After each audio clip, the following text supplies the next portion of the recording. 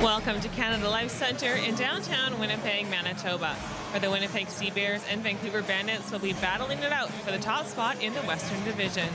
Good evening, I'm Tegan Rasha, and thanks for joining us. The Winnipeg CEBL are coming off a historic night that saw Teddy Allen break multiple records and saw the long-awaited debut of Xavier Moon. Meanwhile, the Vancouver Bandits are coming off a disappointing Tuesday night loss to Calgary and currently sit second in the Western Conference with Winnipeg on top. Both teams have already clinched a playoff spot, so tonight it's all about who's best in the West. With more, here's Joey and Dave. Thank you, Tegan. Yes, I'm Joey Slattery. This is Dave Crook, and she couldn't have put it any better, Dave. This is an important game for both teams because one team really wants to play here in the playoffs as long as they can. The other team wants to do whatever they can to avoid coming here in the postseason. Yeah, no question. I mean, Winnipeg's been so good at home, and Vancouver obviously doesn't want to have to be here if they don't have to.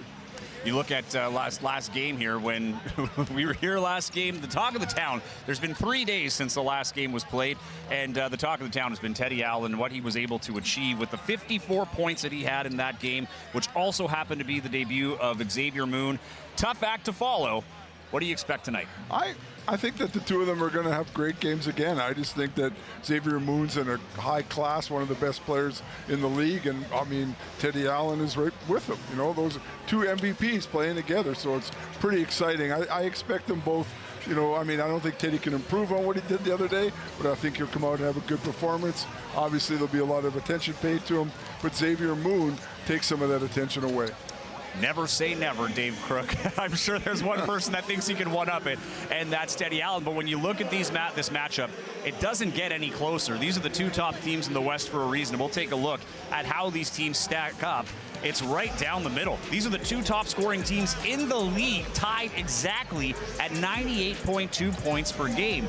Their field goal percentage, identical at 47%. Same with free throw percentage, and there's a slight edge for the Vancouver Bandits on the three-point line at 37%. They both move the ball well at 20%.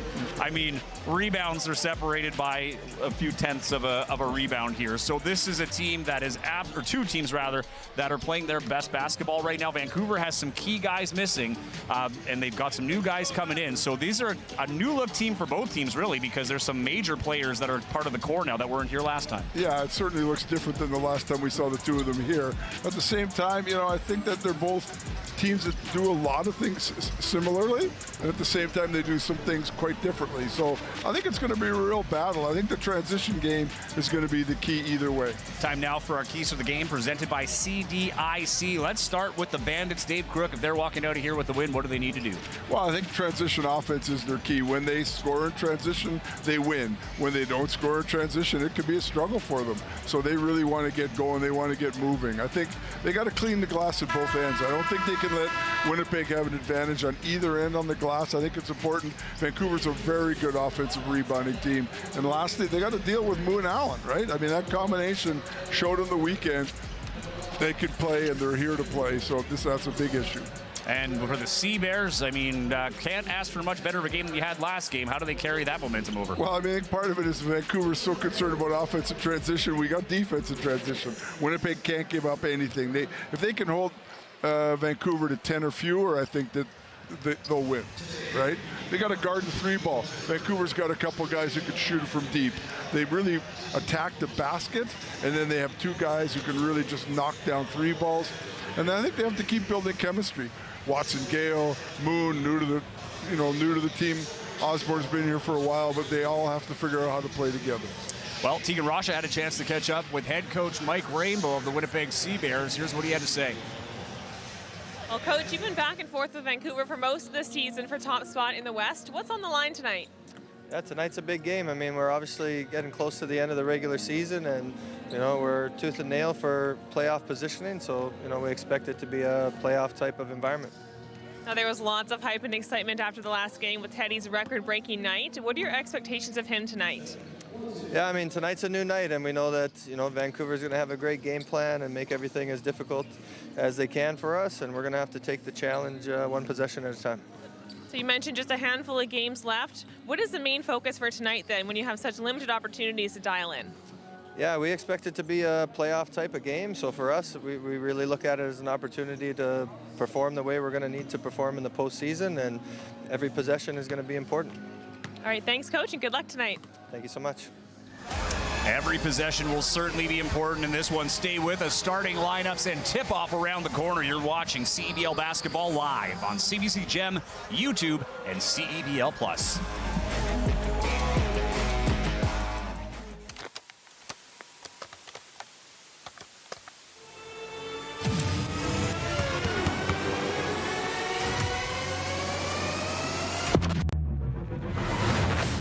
Hello, Canada. Welcome to a new CEBL season. It's been amazing, Canada basketball, to put that platform and give guys an out. The crowds were bigger. The players got better. The quality of the game got better. You gotta love it, Canadian Goose. Fasten your seatbelt tonight because we're going to have some high energy and some high flying stuff. This is the trail. This is the real. It's all that I gotta say. I'm in my zone. No shortage of emotion, no shortage of intensity as anticipated. Sliding away. What a block from behind.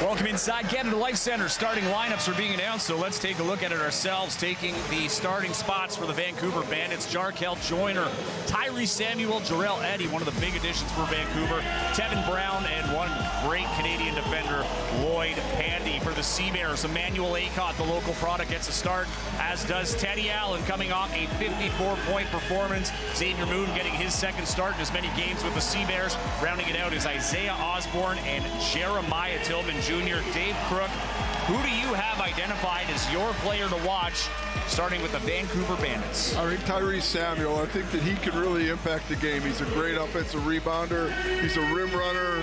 He's a great athlete. He's going to post up. When he feels contact, he's going to try to spin and attack the rim.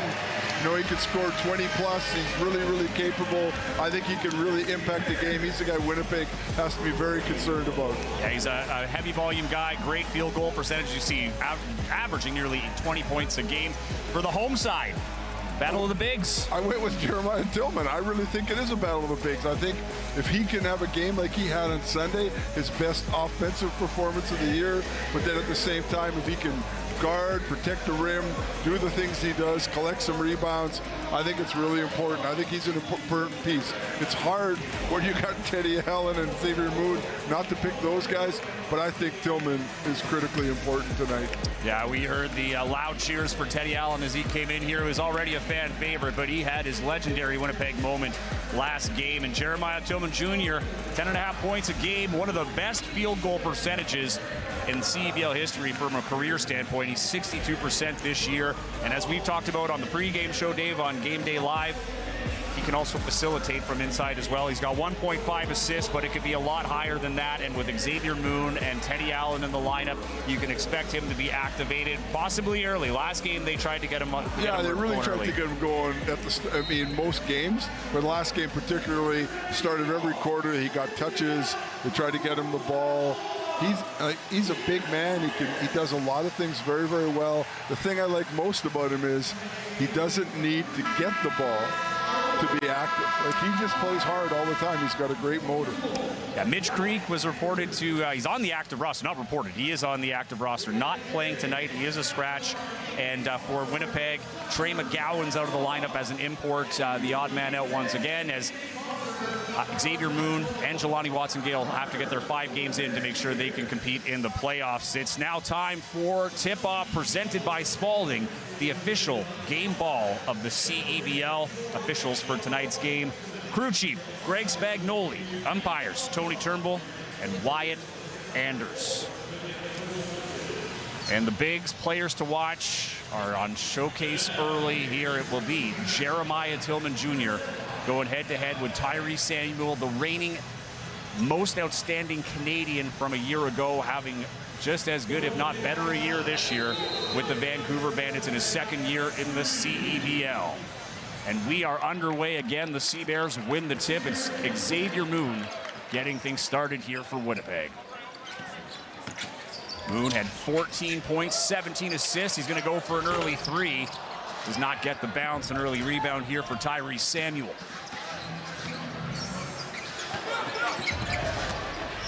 Samuel not afraid to handle the ball outside the perimeter. Gives the screen for Acott. Joyner finds Eddie, who drives to the paint. Clanks that floater. Isaiah Osborne with the rebound. He only had 2 points last game. It was the target score winner. Moon upstairs to Tillman, and he lays it in. Great unselfish look there from Moon. He had an open lane to the rim and passes off. Again, trying to get Tillman involved. Tyree Samuel drives, dishes.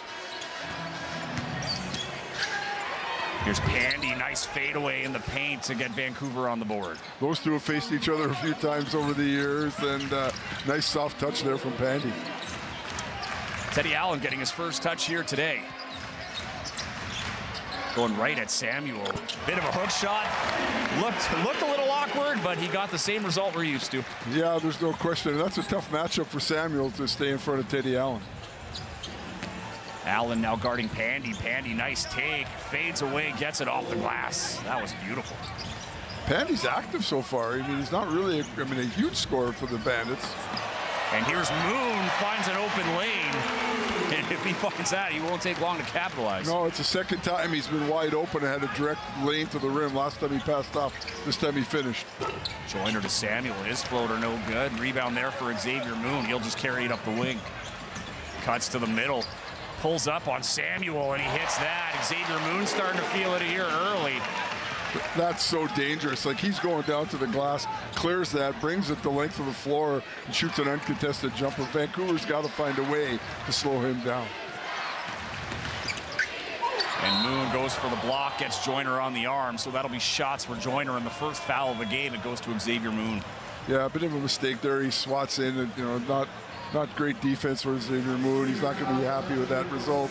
But Vancouver going to that pick and roll game, they're going to try to get Samuel involved in that pick and roll game on almost every single possession. It's a big part of how they play. Pandy has all 4 points here for Vancouver. He only averages just a little more than 7 a game, as you were alluding to earlier, Dave. Yeah, he's really active. He can really play. I mean, he's got a balanced game. He puts a lot of energy, does a lot of things on the defensive end, but he doesn't have a problem scoring. Joyner goes 1 for 2 there. Yeah, Pandy known for his defense, if anything, here in this league. He's a one-time CEBL Defender of the Year.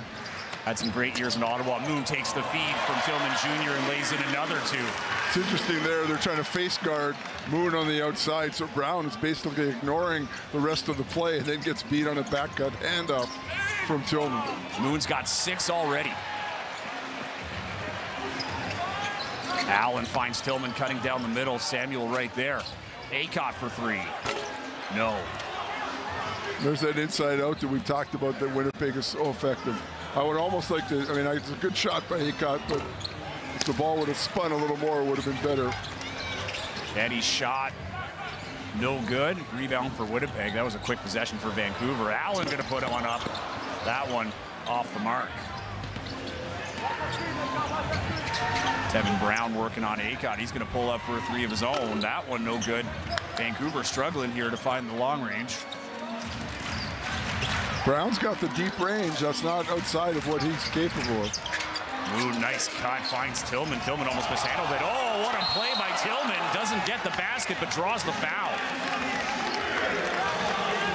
Brown's got the toughest assignment on the floor. He's supposed to be guarding Moon, and he's actually fallen asleep a couple times in the last couple possessions, and this time he switches off, and that same fake that Tillman loves to use where he bluffs it over the head of the defender, and he got him to bite hard, and he gets an opportunity to go to the line, shoot a pair. It's so effective. You know they're watching this on the tape, but, you know, execution is everything, Dave. You might know it's coming, but you still have to stop it. I mean, it's just such an instinctual thing, though. It's just hard not to bite on that. 100%, yeah.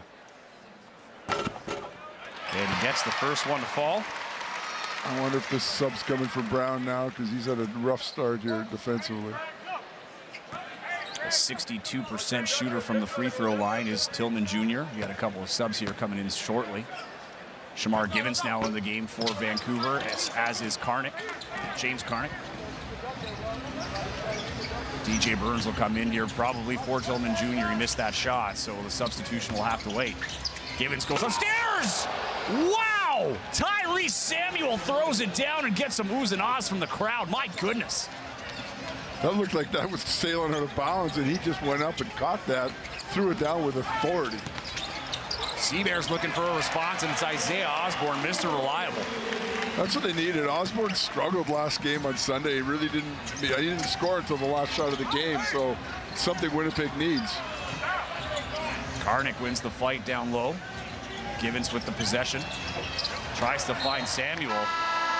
No luck on that connection, but my goodness, that dunk was something. But that's what, I mean, the dunk was something. It's amazing. But that last possession is something Vancouver does so well.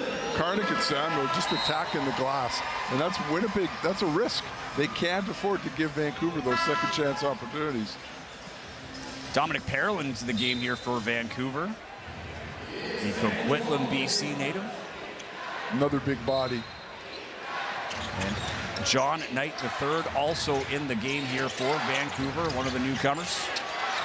Almost loses the ball there, but he gets it to Shamar Givens. One on the shot clock, and it's a turnover. Allen has to beat Karnik, and he does. And that's something that's critically important. Winnipeg feasts on that kind of stuff where they get those easy runouts after a Vancouver mistake. And with that, we got a timeout from Vancouver. Winnipeg leads 15-7. Stay with us. We'll be back for more first quarter action. You're watching CEBL Basketball live on CBC Gem, YouTube, and CEBL Plus.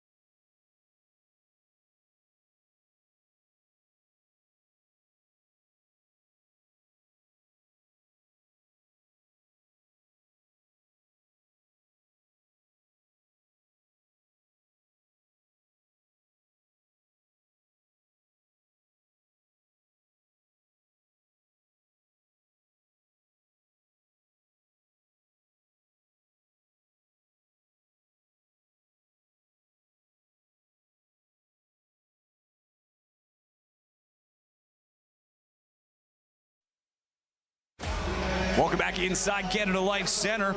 Scan the QR code for your chance to win the ultimate CEBL Finals trip, courtesy of redtag.ca. You could score round-trip flights and courtside seats to the CEBL Finals. Visit cebl.ca/redtag for full contest details. It is that time of the year, Dave Crook. We are on the home stretch. Teams jockeying for position. Both these teams believe they can be in that finals. Yeah, of course. I mean, and they've done it all year long. They've been neck and neck. They've battled all the way through. This is a big game. You know, a win here for either team could go a long way to determining who's going to be first. And obviously, if Winnipeg gets this one with the tiebreaker, they'd be in the driver's seat. Winnipeg up 8. Here's a three-pointer from Vancouver. That's no good. Following his own rebound, though. Parolin Tonight, the third finds Karnik inside, and he slams that down with authority.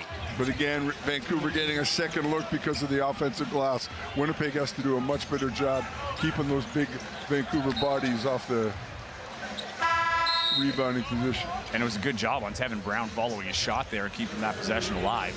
Yeah, no question. I mean, that's one of the things that Vancouver does as well as anybody in the league. They're probably, I think, in many ways, the best offensive rebounding team in the league. This Western Conference game is presented by Cal Tire. Cal Tire, a proud sponsor of the CEBL's Western Conference. Xavier Moon with the drive, dishes it out. Acott jumps up to get it. Hildebrand at a spot for three, no. That's his first field goal attempt. He was not active last game, back in here tonight. Givens finds the lane, up he goes. Nice play by Givens to read what was given to him. Off that screen and roll there, and it looked like they were going to switch it up, and then Burns just dropped back, and Moon was out of position. Easy move to the rim by Givens. And Teddy Allen going to draw the foul and go to the line. The crazy thing about his game, the 54-point game last game, he only went to the free throw line for 4 shots, and he hit 3 of them. Didn't even hit all of them. So it's not like he was getting fat at the free throw line, as they say. Today, he's getting a chance here early. Yeah, it's one of the things he does very well. He draws contact. He finds a way to engage defenders and get himself some easy shots. He's a 90% free throw shooter, 89% really. He averages about 7 attempts a game.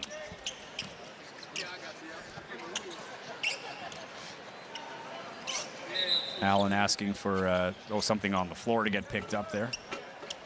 Good thing, because he missed the foul shot. Yeah. He got the miss out of the way, like his thinking. So that did not count. And he makes good on the second one.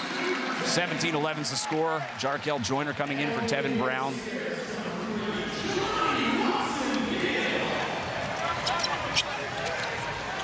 Givens was an important piece to the Bandits last year. One of Kyle Julius's top recruits. He has a great reputation here in the CEBL as a hard worker on both ends of the floor. Here's Karnik using his size on DJ Burns, and he's blocked by Simon Hildebrand. Hildebrand picking up the loose ball, and the Sea-Bear's going to come out the other way. Allen nearly has his pass picked, but he goes right up at Karnik. Good defense there. Karnik trying to get the ball up before he falls over Allen. Everybody's good. Givens putting on the Jets. Joyner now.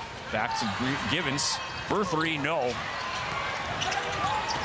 Gets the rebound, though, and now there's going to be a whistle here, a loose ball foul. Looks like it's going to be going against Winnipeg. I think it's on Burns on the inside with a little hold there against Karnik underneath. But right now, I mean, Coach Rainbow cannot be happy with the rebounding because Vancouver's is getting way too many second chance opportunities. And cue up Jeremiah Tillman Jr. So with the rebounding being a bit of a problem, they're putting their big man back into the game here as DJ Burns will get a break. Burns, another guy who's been playing very well for the Sea-Bears. Been an emotional spark plug for this team, and his role has elevated since Trey Scott has left. He's not happy, and he wanted that call there on that flop, but it was definitely a flop. Not often we see negative energy. We talked about that on the pregame show, too. Coming off here at a good time to let it cool. Here's Knight the third pulling up in the paint, no good.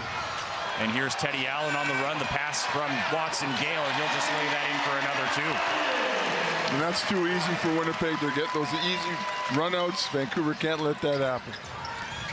Bandit's going to slow it down here, use some of the shot clock.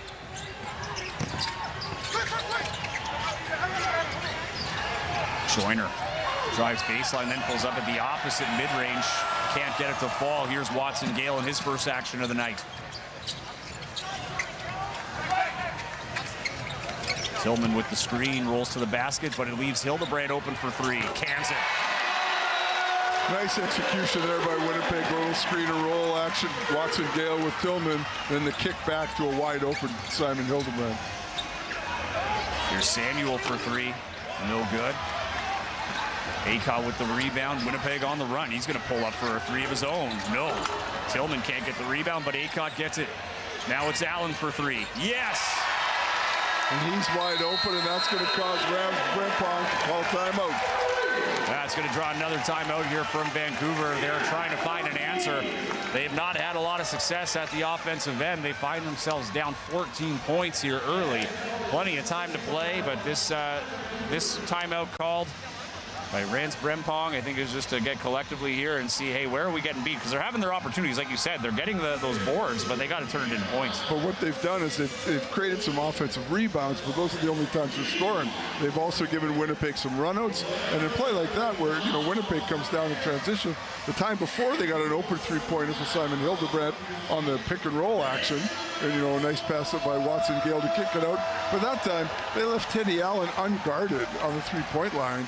And the way he shot the ball the last week or so, you just can't do that right now. Wow, and Moon has only played 5.5 minutes too, right? I mean, he's been off for the last little bit. So, this is with the players that, without the other part of the two-headed monster, as you've called them this year, right? But without Deadpool, or no, Wolverine, sorry. But if they're not getting worn down, right, and they can stay fresh and they stay energized. I mean, one thing when you watch Vancouver play, they are big and they are athletic, like extremely fast. Yeah. They move really well. They got a couple guys who could shoot it for deep. They got some guys who can penetrate.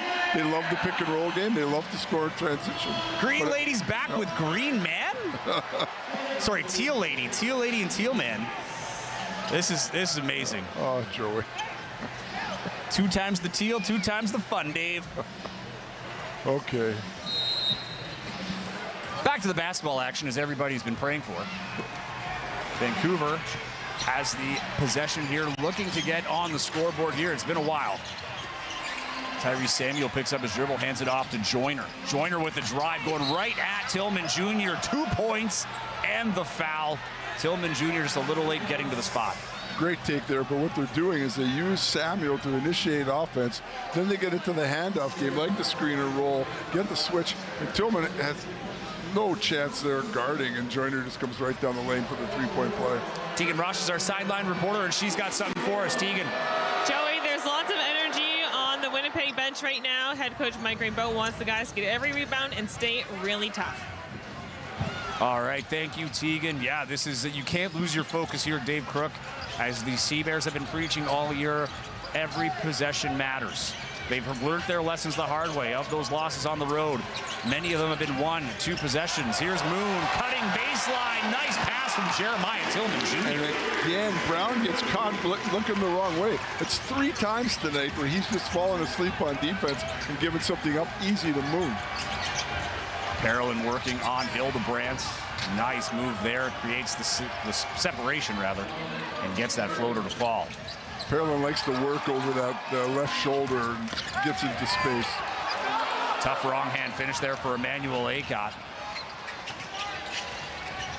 And here's a chance to pull within double digits. Nice. Jarkel Joyner with the 3.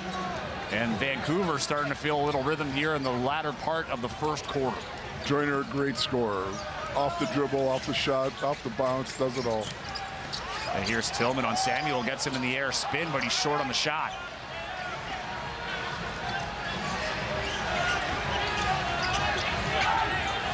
It's an 8-point lead for Winnipeg. Joyner wants to dig into it a little bit more. Carolyn picking up his dribble. 10 on the shot clock. Joyner goes right at Hildebrandt, fades off, and gets the friendly roll. And here we are, Vancouver making their run. Less than a minute to play here in the first quarter. Moon goes right past Joyner in the middle, lays it up. No shot, though. It will be a foul against Vancouver. It's a little bit there where Joyner came down, took Moon off the dribble, and Moon came back, said, okay, I'll show you, this is a two-way street. I can do the same thing to you. But I'll tell you one thing, Joyner really, really aggressive, really tough in the screen and roll game. And Vancouver uses, the screen and roll, pick and roll more than anybody, almost on every single possession. But they've got some guys who can really run it. Yeah, Jarkel Joyner's been a great acquisition for Vancouver this year. They've had a lot of roster turnover. They've had a new coach that was suddenly sprung up to the head coach position in Rance Brempong from the assistant position. And they are faring here, trying to just get their rhythm going and peaking at the right time as Acott coughs up the ball. Joyner for 3. Does not get that one to fall. Moon has the position, and the ball will go out of bounds, last touch by Moon. One of the things we talked about was communication for the Sea-Bears. You could just see a little miscommunication there between Acott and Moon. They just weren't on the same page. turn the ball over and give Vancouver the opportunity to go in transition. Burns back into the game here for Tillman Jr. 14 seconds here to work with on the shot clock. 26 seconds left in the quarter. Carolyn spins on Hildebrand, can't get it to fall. Shot clock turned off. 18 seconds here for Allen and the CBears to get something. It's a 6-point ball game. Winnipeg is led by as much as 14.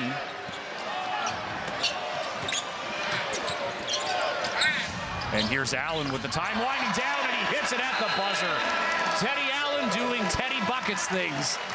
And Winnipeg leads 29-21 at the end of the first quarter. Stay with us. Second quarter action coming up after the break. You're watching CEBL Basketball live on CBC Gem, YouTube, and CEBL Plus.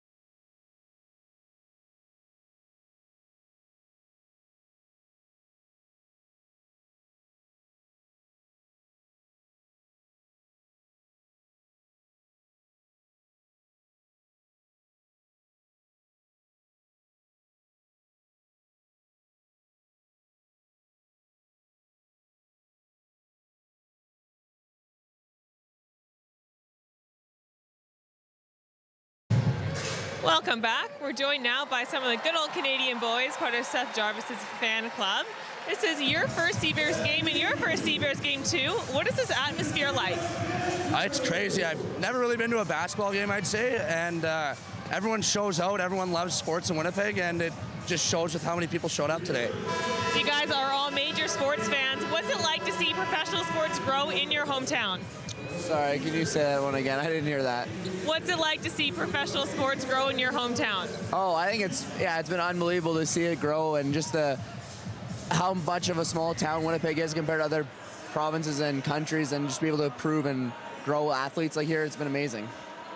And you're going to be going to Seth Jarvis's Stanley Cup party this year. What are you most excited for? I think just seeing everyone that we grew up with, family, friends. Obviously, just to see a celebratory day for Seth is awesome, and just to see everyone we kind of grew up with and who's been with him along the way. All right, thanks so much for joining us. Back to you guys. All right, thanks, Tegan. Yeah, they're quickly coming to be Canadian cultural icons. Love the good Canadian boys. Good friends of Seth Jarvis. Here's Teddy Allen puts it up, and Simon Hildebrand throws it down. Good response here for the CBears here early as they were leading quite, 14 points was the lead as big as they had, and Vancouver mounted a comeback as this pace is picked right up. Here's Burns rather. Gonna get called for the charge. He'll be unhappy with that one, but I mean the tempo is really fast right now. But the big thing is Winnipeg's done a couple great things defensively. Osborne had a takeaway that led to a run out. Teddy Allen into a dunk from Hildebrand, and then that time again a nice play on that same sort of lob on the backside where Samuel threw that one down hard early. Burns made a nice play to take it away. Winnipeg got an opportunity to turn it over with the offensive foul. Vancouver did a wonderful job in the last couple of minutes of that first quarter to cut into the lead as that layup is no good. Knocked out of bounds. Didn't see who touched it last. It's going to be Vancouver basketball. I think it came off Hildebrand. I think he knocked it out there. But yeah, no, Vancouver really, I mean, Winnipeg controlled the tempo, did some really good things. We might get a look here in the replay. I think we're going to see Hildebrand. Oh, yeah. Yeah, he swats it out. But you know, Vancouver's doing some good things, and they want to play fast, and they want to get up and down. It'll be interesting to see if they can continue to do that. Kevin Brown goes up, has the ball knocked away. Last touch by Tillman, it looks like. So it will remain Vancouver basketball with 5 on the shot clock. You know, and they continue to isolate in that one-on-one pick-and-roll game at the top with the shooters spread on the wings. So it's hard for Winnipeg to offer a lot of help. So a lot of pressure on Tillman. Manuel Aycott into the game for Hildebrandt as Tyree Samuel misses the shot, but Joyner gets the rebound and puts it back up. That's one of the smaller guards there. Can't be happy with the CBears. He had 4 black jerseys. Yeah, but he did a great job, and that's Vancouver basketball. Vancouver wearing their orange jerseys, probably my favorite of their sets. And Winnipeg wearing the CBears black with the teal trim. And Aycott going to draw the foul here. That one's going to go against Eddie. Aycott probably felt like the man left out on Sunday. He really, like Osborne, it wasn't much of a factor, and you could just see it there that he really wanted to make something happen. Pounded that ball, goes in, draws the contact against Eddie, and gets a chance to go to the line. And Aycott gets the first to go. First point of the game.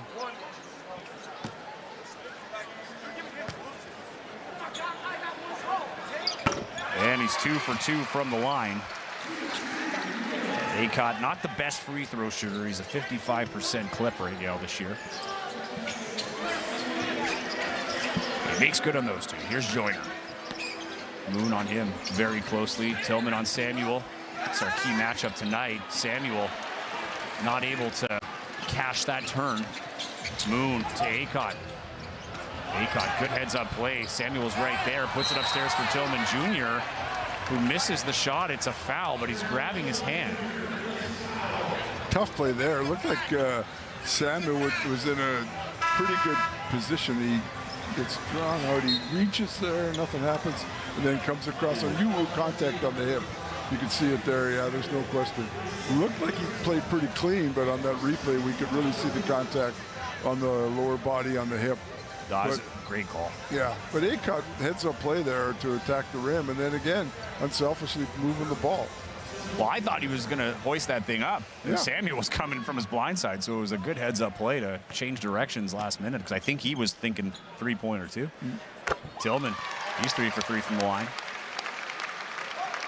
Yeah, good start.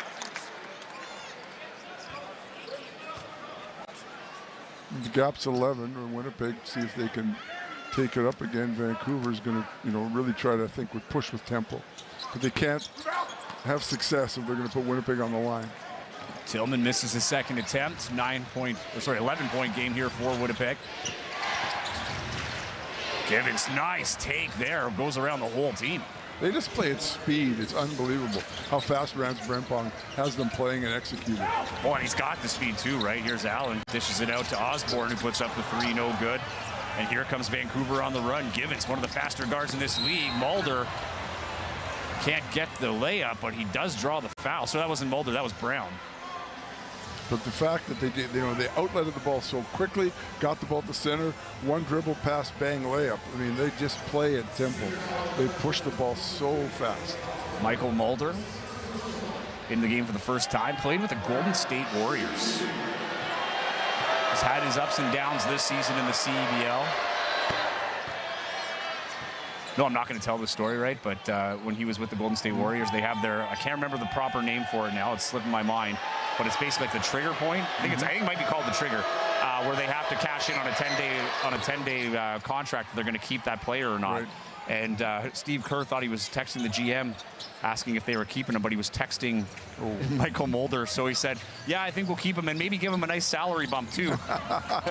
All's well that ends well. He was staying on. That's why that text was happening. So, but he said it was a good story that got him tight with that team, and he shared the floor with some great NBA players of this era. Here's Moon going through all the traffic, no good, but there is Jeremiah Tillman Jr. But again, look at Vancouver come back the other way. Oh. It's like 2 seconds later, and all of a sudden they draw the foul against Isaiah Osborne. They have to find a way to slow the ball down. They can't let Vancouver play at this tempo. They got to slow down Givens. Yeah, I mean, he's the motor. he could really go. I tell you what, Gibbons and Joyner, both of those guys are incredibly fast.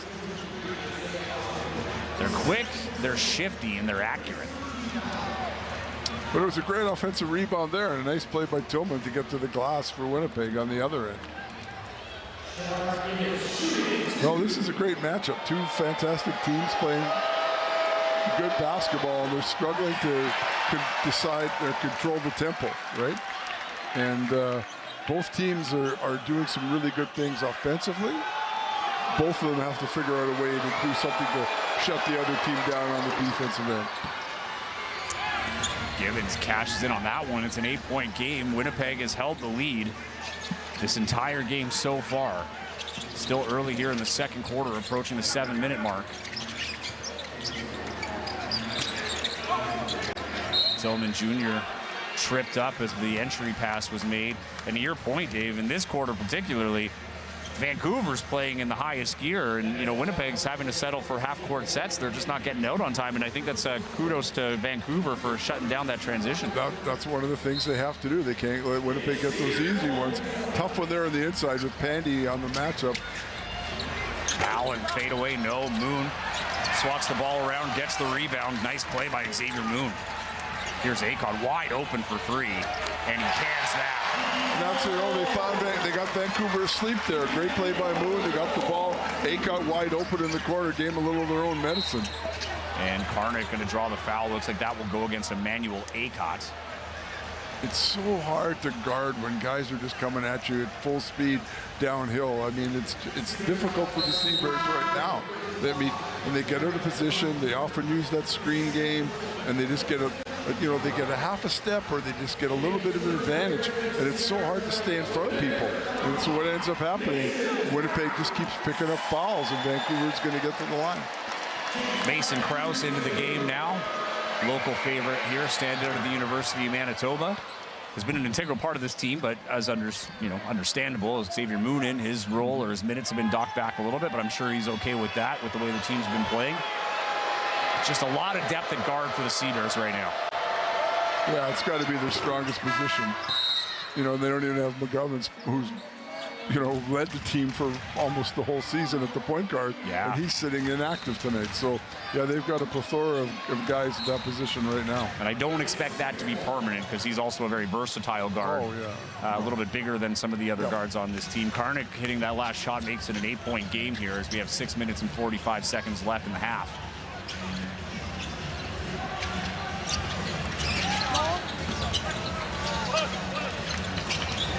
Allen trying to work off the dribble here. He's got 8 seconds on the shot clock. Finally finds a lane. Has to go through 3 defenders. Gets it out to Krause. Hildebrandt for 3. Hands it. Great job, Teddy Allen. Picked up 3 defenders there. Karnik couldn't handle him one-on-one. He got into the paint. Kicks it back to Krause, who makes the unselfish pass to the top. Hildebrandt wide open. He's made 2 from that spot. Little Bison's nostalgia. 2 former University of Manitoba Bisons hooking up. They've had some success there. Here's Gibbons going up and under and over and everywhere, but he can't get it to fall, but draws the foul. But same kind of thing. Vancouver gets the ball. They get a little penetration. They get a swing. Winnipeg has a closeout. They're a little late on that closeout. We'll see it here. Drives down the lane. Almost could have been a foul there. And in the end, Hildebrandt turned the wrong way. Can't see, and there's contact. But Vancouver doing a really good job of executing both full court and front court right now. And it's funny because they're down 11, yet they seem to be controlling the tempo of the game. Gibbons misses that first shot, so Vancouver remains down 11. Gibbons just 1 assist away from his 200th here in the CEBL. Sure he'll be hitting that tonight. And he misses both. And that's Parolin, 2 points in the foul. Well, nice play by Karnik. Karnik makes this happen because he beats his man off the spot, off the offensive rebound, and we'll see the ball skips across the other side. Then Hildebrandt has to come across, leaves his feet, and Parolin just uses them, gets his shoulder into the midsection, gets himself an opportunity to get to the line. Then he cashes in, so after 2 missed foul shots, they end up getting 3 points out of it. But again, the offensive glass is paying dividends for the Bandits. Moon working on Kartik. Big mismatch here. Can he take advantage? Almost loses it. Finds himself in the paint. Finds Allen. Allen fakes the shot, goes up, around, and finds the twine off the glass. And again, that's trouble for Vancouver when they have to switch and one of their bigger guys is guarding Allen or Moon. Think it's not a good look. Pandy around Moon into Hildebrand. Another nice play for Pandy. Pandy's had an impact here early. He's got 6 points. And they just keep attacking at pace. Allen goes for 3. No. That would have been a big one, too. That would have been his 200th CEBL three-pointer. Only 2 other players have reached that. He would be the fastest if he can get it done tonight. And here that goes out of bounds. It'll be Winnipeg basketball. Kyler Filowich will check in, but not before the timeout called by the Winnipeg CBears. That means it's a commercial break for us. Stay with us. You are watching CBL basketball live on CBC Gem, YouTube, and CEBL Plus.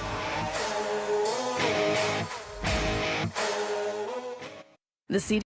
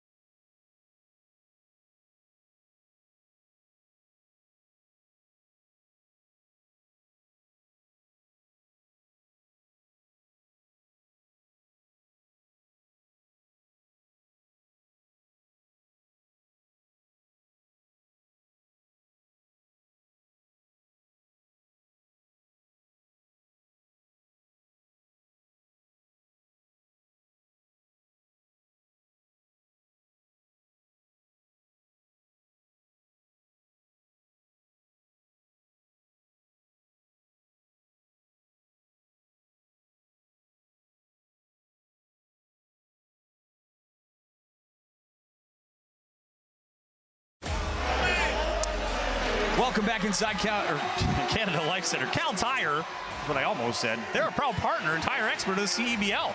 You can shop top tire brands and have peace of mind with Cal Tire's price match guarantee. Shop and book at caltire.com. As we are now getting into the latter half of the second quarter here. Winnipeg, they give themselves a little breathing room, and Vancouver starts creeping back, and they're in the midst of that right now. But it's odd, like to the eye, it looks like Vancouver should be neck and neck, and it's an 8-point gap, and they've played well, they've done a lot of good things. They just haven't maybe finished at the level they need to, and they've given up some easy things. They've made some mistakes defensively at times, which has been benefited Winnipeg. Interesting, Kyler Filowich in now with coming out of the timeout. Winnipeg with a little foul trouble, and I think they're trying to protect Burns and Tillman a little bit here. So Filowich getting a couple minutes in the post. So Winnipeg gets the ball coming out of the timeout. Kyler Filowich into the game for the first time tonight.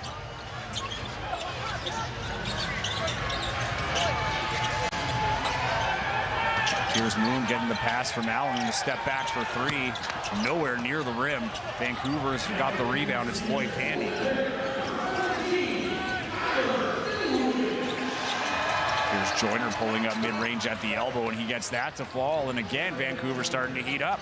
Yeah, it's that space. They just create a little space with that screen and roll, and they really attack off it, looking to get downhill. Little in-between jump shot there. And Allen misses that layup. It's a rebound for Parolin.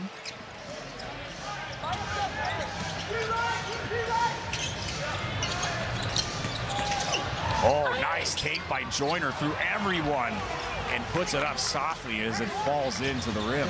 It's not complicated what Vancouver's doing, but they're executing it very, very well. Great execution here, and they would love to get back in this game, get their first lead of the game before the end of the half. Ayton can't respond. Winnipeg's almost playing into their hands, playing a little bit of one-on-one basketball when they're coming down, doing sort of trying to imitate the same sort of game, and it just doesn't work for them. What's happening is they're getting switches all the time, so they're getting mismatches, but they're not taking advantage of it. And here's a wild take, no good, and it's Xavier Moon settling it down. He goes all the way, dishes it out to Allen for 3 in the corner. Boom! Wow, 200 that for was Teddy. unbelievable. How fast was Xavier move? He just went by everybody there. That was unbelievable. That's 200 3-pointers for Teddy Allen. Fastest player to get to that feat in the CEBL. He's the third to do it. And Karnik with a quick response. Vancouver doesn't seem bothered. They just are playing their game. They're just banging away. And again, they're trying to, they're not scared to switch. They're not scared to do anything right now.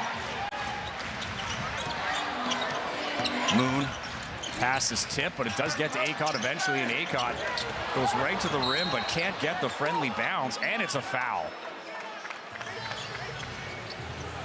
Yeah, a little bit of a breakdown again. Good opportunity. Acott gets the rim. We'll see here. He goes right by Parolin off that switch. Can't finish. Somebody grabbed his jersey on the way in. No call, but a good no call. But he doesn't finish. He needs to finish that. And then Filowich gets called on the foul, and Vancouver's going to walk down the floor. They got a chance to make it a one-possession game.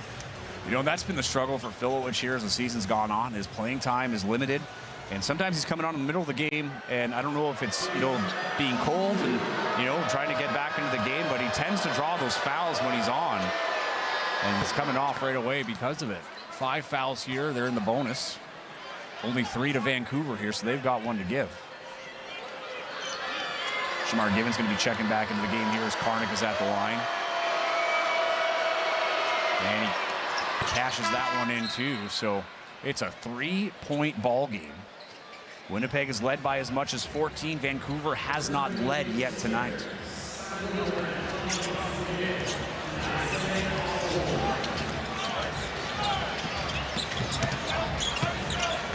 Jelani Watson-Gale, known as the closer in 2023 with the Sea Bears. He was the 6th man of the year that year. Here's Osborne, who's taken the closer role this year, but he can't can that one. Givens here going to slow it down. Sea Bears doing a better job at cutting out that transition. But here is Karnik, and he misses the dunk, clanks it all the way out to half court. And Vancouver just trying to save the half-court violation. Hildebrandt's going to pick up the loose ball. A little helter-skelter. Teddy wants to settle it down, and that rims out. But Winnipeg hasn't had a really good shot, really good possession for a couple minutes. 2 minutes left here, less than 2 minutes in the second quarter. Givens goes inside, but he's short on that little floater. Allen going to dribble it up over to Jelani. Watson-Gale doesn't get what he wants, calls for the screen. It's slipped by Allen. Allen gets it out to Osborne for 3. No. Allen with a little theatrics that got Vancouver going there on that last play. Here's Brown with it now, trying to get it out to Parolin. And it goes out of bounds. Last touch by Winnipeg, so it stays Vancouver ball here. 1:23 seconds left in the second quarter.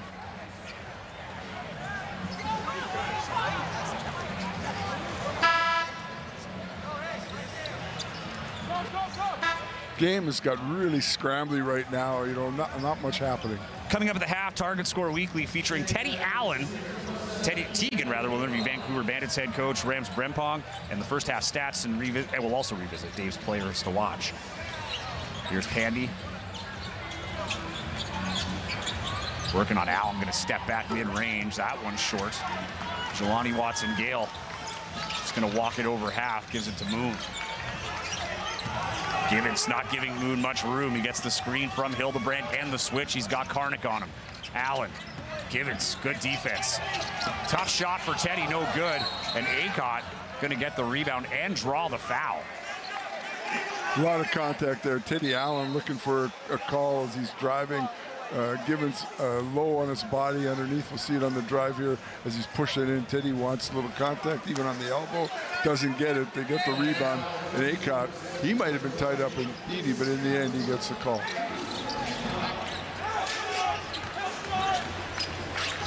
Here's Allen in the corner to Hildebrandt. Thought about the pass, takes the shot. Good decision. And that's what they needed. They needed something open and easy. First time for a couple minutes. But again, look at Vancouver coming back the other way. Karnik has to gather the ball between his legs, finds the pass, and that's Pandy with another 2. Lloyd Pandy having a great game here. He's got 8. Vancouver doesn't give you a second Like they keep you on edge all the time. You have to be so aware of what's going on. Moon with speed inside, shovels around midair and gets it to fall. 20 seconds left here for Vancouver. They're down 6. Joyner on Watson Gale. Watson Gale in his 4th game with the CBears. Gets beat.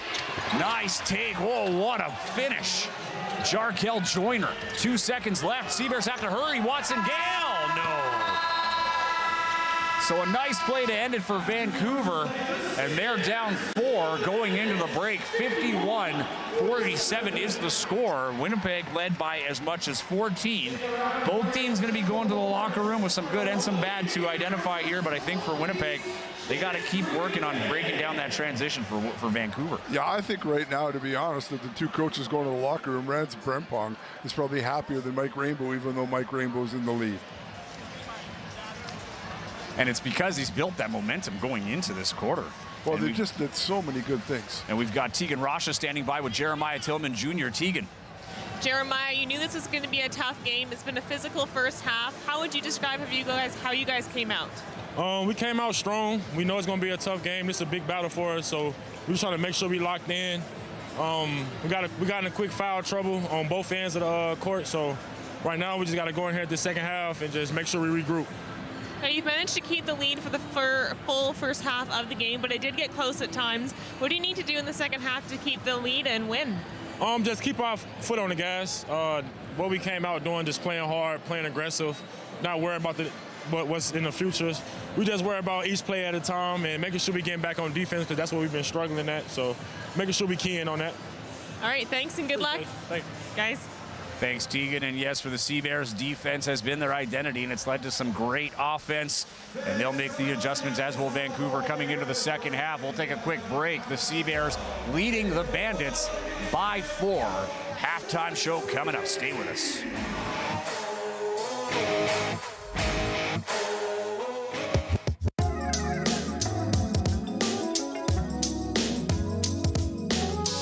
Your second time coming around after a year and a bit away from Winnipeg. What has this opportunity meant to you? I mean, just knowing that probably at the time, you're probably never assuming you're going to have the chance to return to Winnipeg.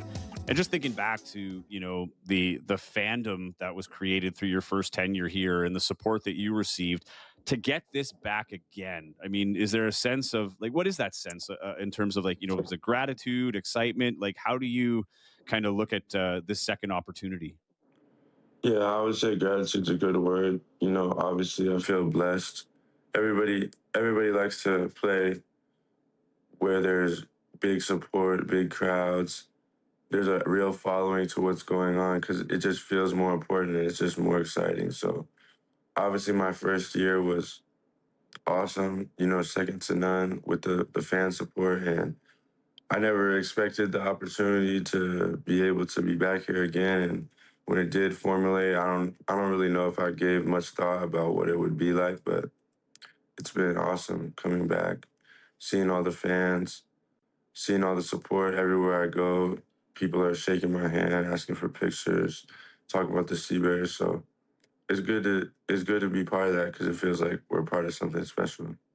You're known as Teddy Buckets. I mean, this is a well-known thing. Everybody is super complimentary about your scoring, and the proof is in the pudding. You look at the numbers, that's there. But do you feel it overshadows other parts of your game? Everywhere I've played, I've never been like the person that they attack. Like they never come my way expecting shit to be sweet. So I never understood that.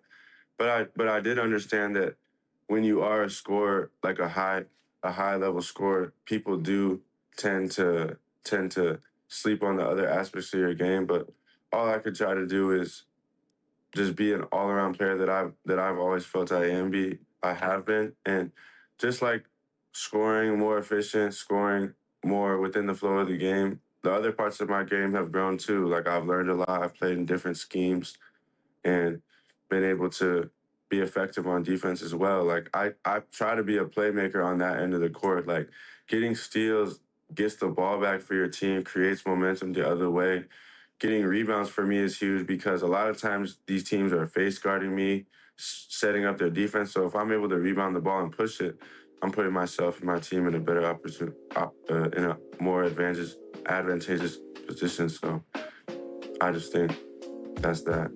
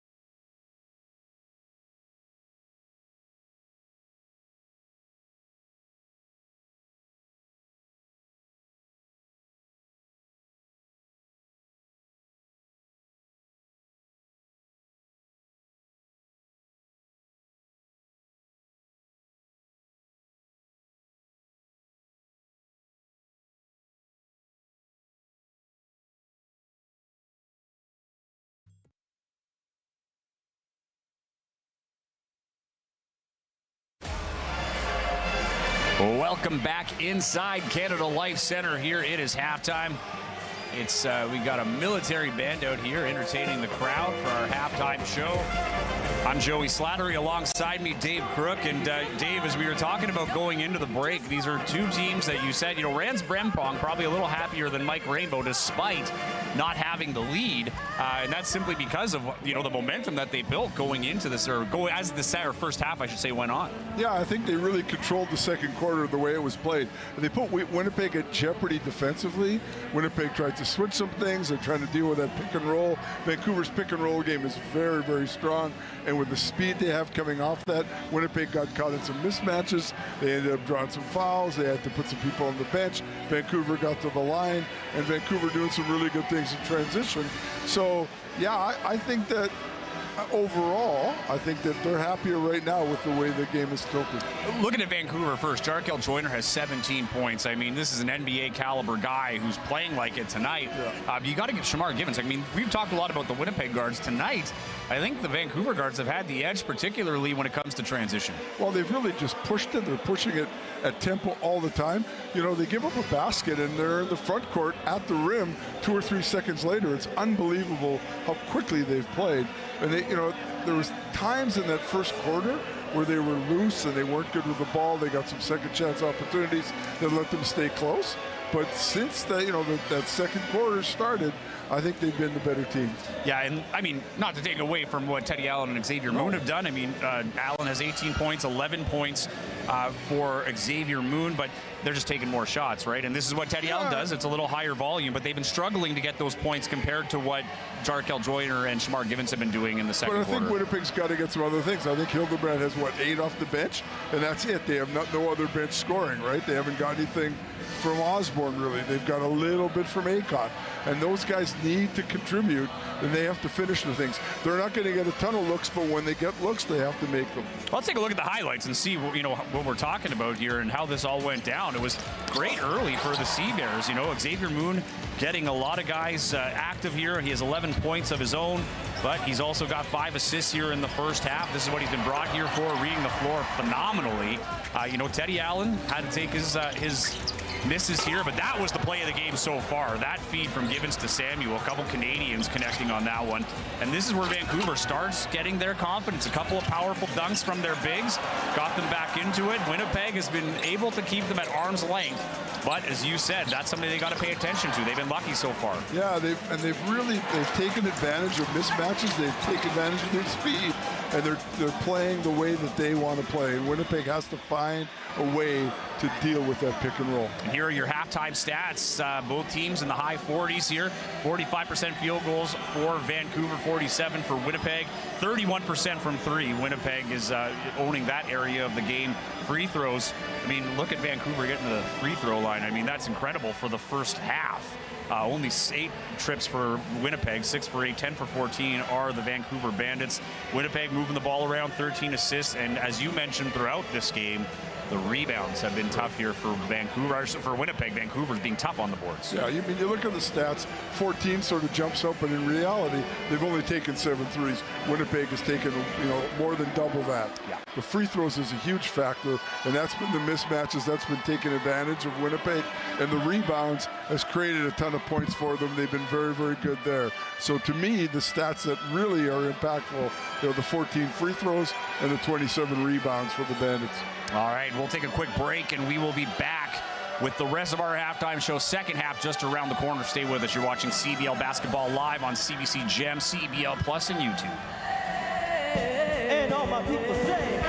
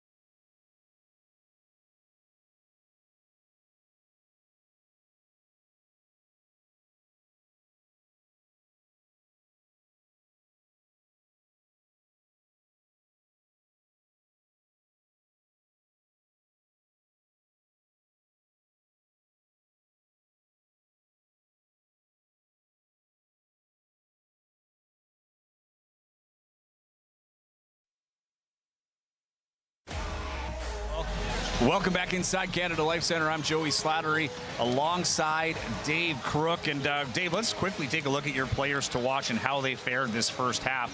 You had a battle of the bigs in this one. It was Tyrese Samuel and Jeremiah Tillman Jr. 2 points. They were a powerful 2 points, but he's played better than the stats show. Yeah, they both did. They were both really impactful in the game in other ways. But, they say, players have bad days. analysts have bad nights. I mean, I didn't pick the right two. But I think both players were important pieces, but just not on the stat sheet so far.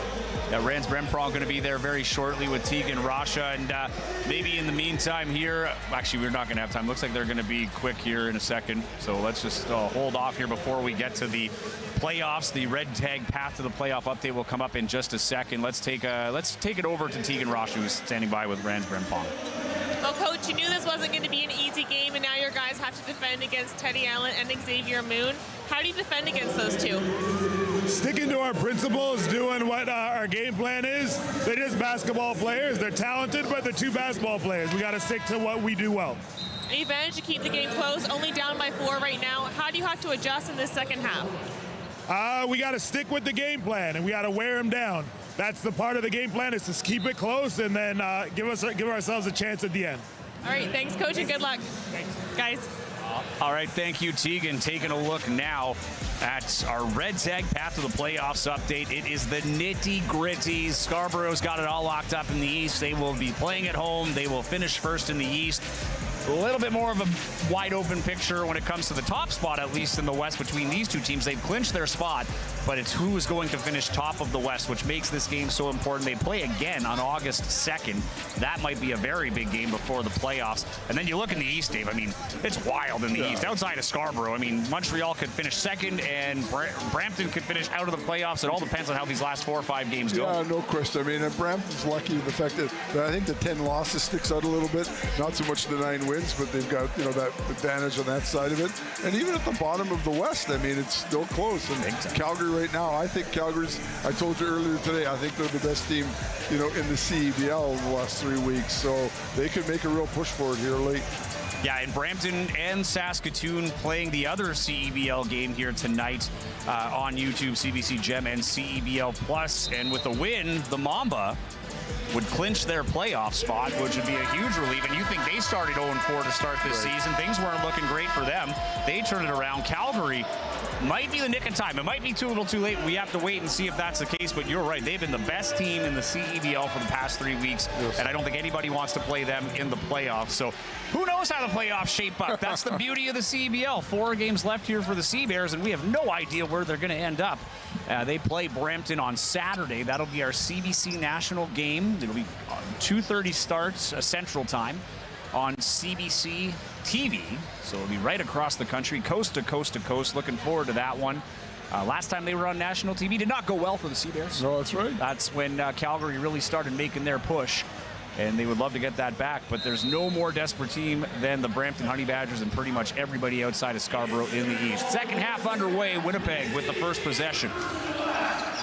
They have a 4-point lead, and Jeremiah Tillman Jr. going to go right to the bucket early here and draw the foul on Tyrese Samuel. Very similar start to what we've seen coming out of the half for Winnipeg. Little screen and roll game there. Tillman with the late roll, makes the catch, drives to the rim, and draws the foul, draws the contact, and Samuel picks up the foul. Nice read, nice play by Xavier Moon. So Samuel, his 3rd foul. So we'll have to keep an eye out for that here as we're still very early. I mean, luckily for Coach Brembaum, the other bigs from Vancouver have been very, very good and very active. Karnick has particularly played well today, too. Like, he stepped up his game. And I think Parolin's been very effective.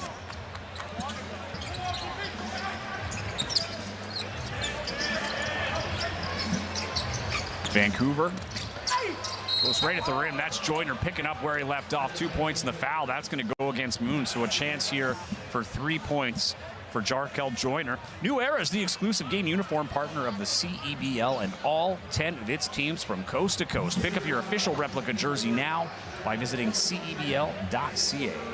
Listen to Coach Brempong at halftime, and he's talking about staying the course, doing the thing, staying with the game plan, and they've done that. They've just attacked Winnipeg in that screen and roll game, and they've put them in jeopardy, and they've used their speed to an advantage. 3-point ball game as Jarkel Joyner gets the extra point. Moon finds Tillman on the cut, but the pass a little behind him, and now it's numbers for Vancouver. Here's Samuel, who just lays it in.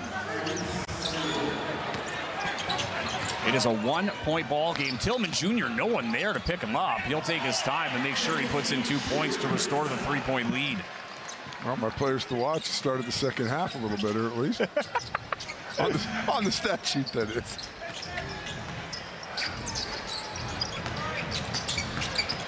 Here's a chance for Joyner now in traffic. Puts up the floater, no good. Ball poked around, out of bounds, and it will be Vancouver basketball. So a strong start here for the Bandits. Yeah, they're doing the same.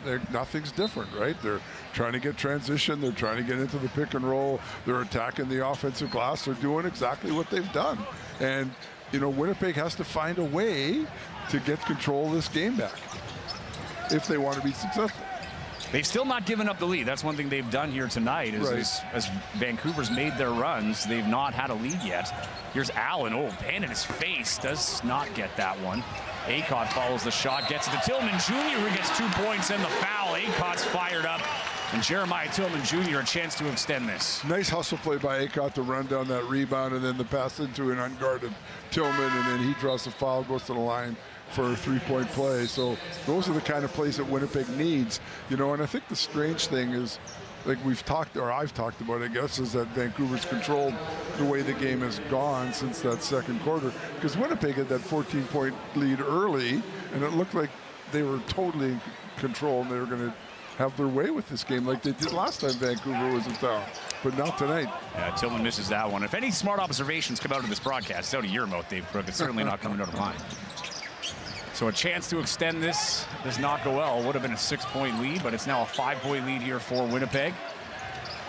Tevin Brown has it. Isaiah Osborne on him, gets the switch on Teddy, but an opening is there. Maybe a little too much from Vancouver. It's a steal for the CEBLs, and here comes Moon with speed up and can't get it to fall, but he's going to draw the blocking foul. But we talked about the speed of Shamar Gibbons.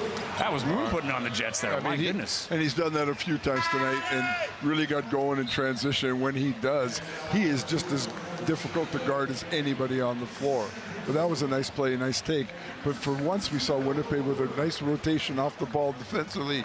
Teddy Allen stepped in and took the little kickback pass from the Bandits and gave Winnipeg and Moon that opportunity to attack in transition. Something they did early in the first quarter that got them that lead. So Moon's points have been readjusted. He has 10 points here tonight. I think we said 11 at the break.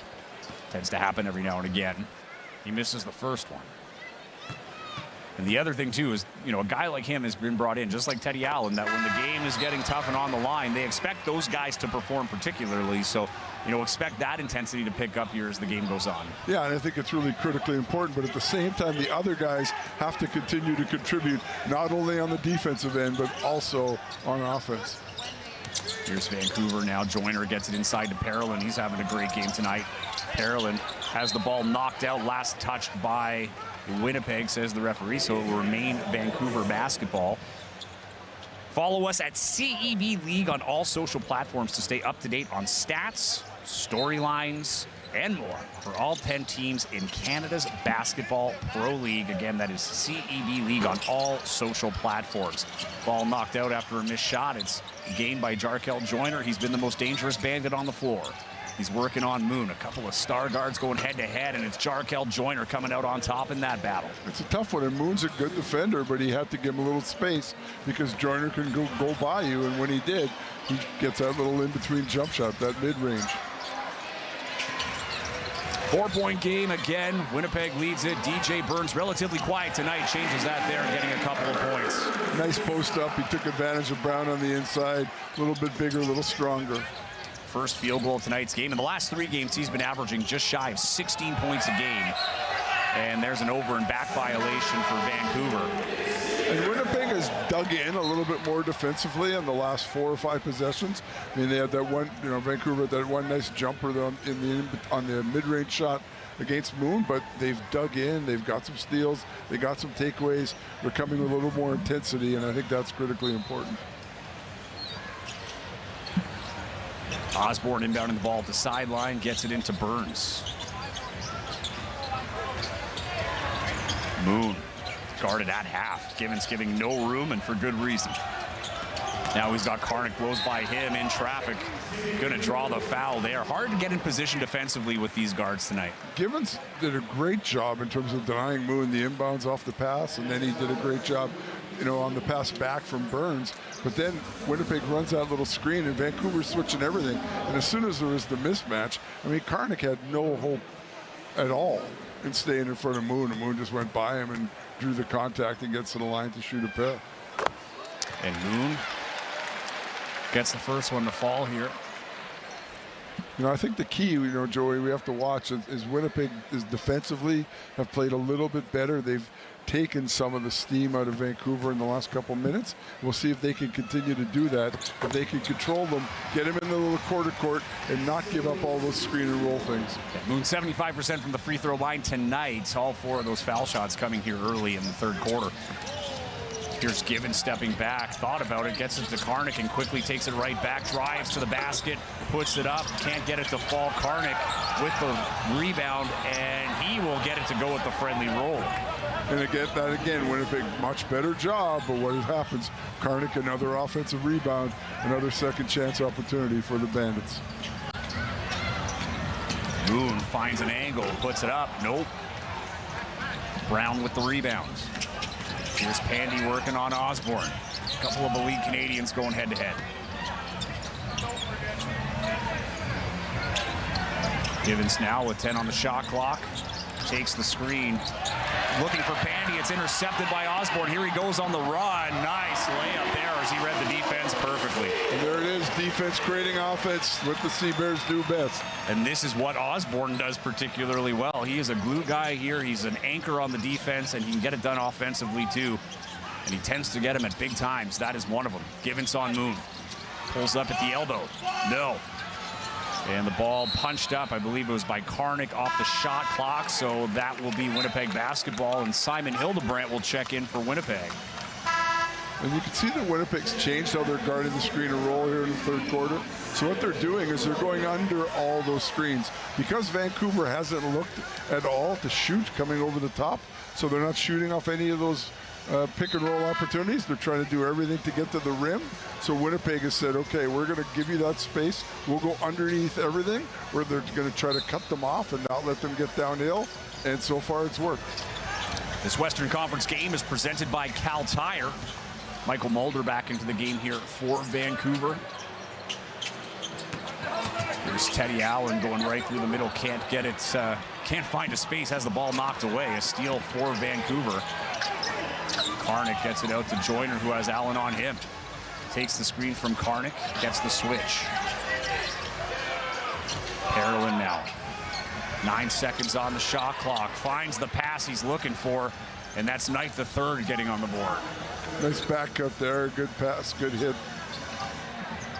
Vancouver looking a little differently in the front court for that possession. Yeah, a couple players that weren't too active in the first half, getting some points here in this third quarter. Osborne gets the switch over Karnik, clanks that. Knight the third going to track it down. Mulder picks up his dribble, gets it inside to Knight. Parolin now on Hildebrandt, goes hard, and that is going to be an offensive foul. Simon Hildebrandt in great position.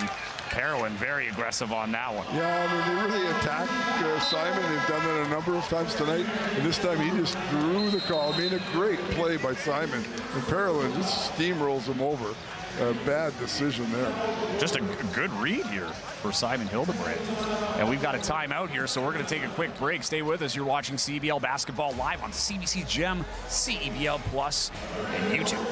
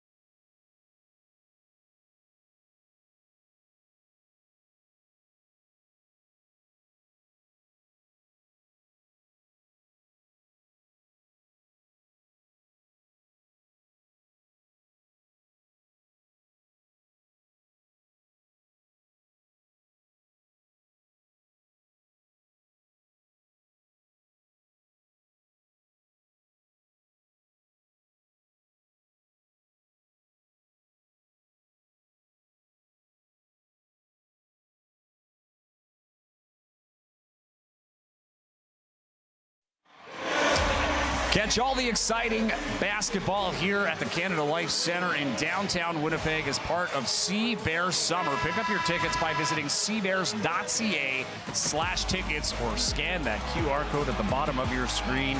Not too many games left. They've got a game Saturday, and then they've got a game, I believe, on the 31st. And then the next home games will be right here in Canada Life Center. How many will there be? Well, we got to wait to find out. A win here will go a long way. Vancouver also eyeing that top spot in the West, as they are a game back on Winnipeg. Last time they were here, they lost by 33 points. Does not look like that'll be the case tonight. And here's Moon with a shot, no good. Tillman couldn't get the rebound. Michael Mulder secures it for the Bandits. Parolin looking for Karnik. Was great position on Hildebrandt, and he's going to slam it home. Hildebrandt looked like he might have taken some contact in the face, but that was a great, powerful closeout. Yeah, it was a great play there by Karnik, but he just runs straight to the rim. And that's what Vancouver does. They rim run, and then they post up deep, and, you know, you got to be physical on the inside, and Karnik is a physical big man. Yeah, 4-point game. Allen gets it out to Hildebrandt. Shot fake. He's going to go up, and it's going to be an offensive foul. Tegan Rosh, our sideline reporter, has an update for us. Tegan, what do you got? Joey, during that timeout, Coach Mike Rambeau was hard to hear, but he was drawing out a lot of plays to get the guys doing some more threes, so looking to extend their lead just a little bit quicker. Thank you, Tegan. It's a 4-point ball game here. Fans not agreeing with the call on Simon Hildebrandt. It looked like a pretty good call on a second look for sure. Yeah, they ran that little Iverson action over the top for Moon coming out of the timeout. That shot couldn't get it to go. No good shot from Mulder. Drives baseline, gets the return pass, and he gets it in over Hildebrandt. That was a tough one. And again, it's a second chance opportunity, offensive rebound, right? Part of the bread and butter of this Bandits team. Allen tries to go up with it, has the ball knocked out, and it's going to be a foul here against Vancouver. Rans Brempong does not agree with the call, thought it was a clean swipe. Yeah, but like, you know, you and I've talked about this so many times. We'll see. There's not, okay, on the replay, that's not even close to being clean. But any time a guy swats down on the ball like that with that kind of ferocity, referees are going to call it. It's just a thing. Teddy Allen doesn't have a point yet in the third quarter. He had 18 at the break. He remains there. Xavier Moon has put in 3 points since then. But he's probably going to walk. Oh, he misses that one. He's missing almost one a game lately, eh? He's been really fast often. I think I told you this a couple weeks ago. He's been really fast when he goes to the line sometimes on his first free throw, and he was again there. Yeah, you brought that up last game as he hits that one. Yeah. But, you know, that's an area, too, where he hits it at a high clip, but this is not the time of year where you want to start doubting yourself at the foul line. But he's got that one. 65-62 is your score. Jarkel Joyner high off the glass. Difficult one, but he's got the touch. It's a 1-point ball game. Winnipeg leading it. Vancouver still yet to lead in this ball game. This is as close as they've gotten. Allen for 3. No. And here's a chance for Vancouver to take their first lead of the game here as we have 2:45 left in the third. Knight loses the ball, and it's Jeremiah Tillman picking it up in traffic, and there's going to be a jump ball called there. Parolin and Karnik have just really, it's been carnage down low. They made it so tough on Jeremiah Tillman Jr. here in this middle quarters. Coach Rainbow not overly happy with that call. He thought there was a lot of contact and foul. When you look at the replay, he might have been right, but referees are going to go with the jump ball, and it's going to stay Vancouver possession. Yeah, they've been fighting all night. This is, you know, your players to watch were Tyrese Samuel and Jeremiah Tillman Jr., but as Tillman gets the steal, but their bigs have all been playing great. Here's Allen, nearly lose it, has to go up with it. In traffic, doesn't get the basket, but he will go to the line for 2, and that will go against James Karnik. Karnik now picks up his second foul. And Teddy loses possession here, and he picks it up again and then spins in. There's a lot of contact there early, and there's contact there on the arms. And Coach Brempong not happy with the officiating. But it does have the feel of a very important game. It has a feel of a playoff game. Both teams are bringing lots of energy. Coaches are into it. Players are into it. No, it's a great watch. So Tillman coming off here for a break. He's got 12 points tonight. He's played 13 minutes and 52 seconds so far. as Allen cashes in the first one.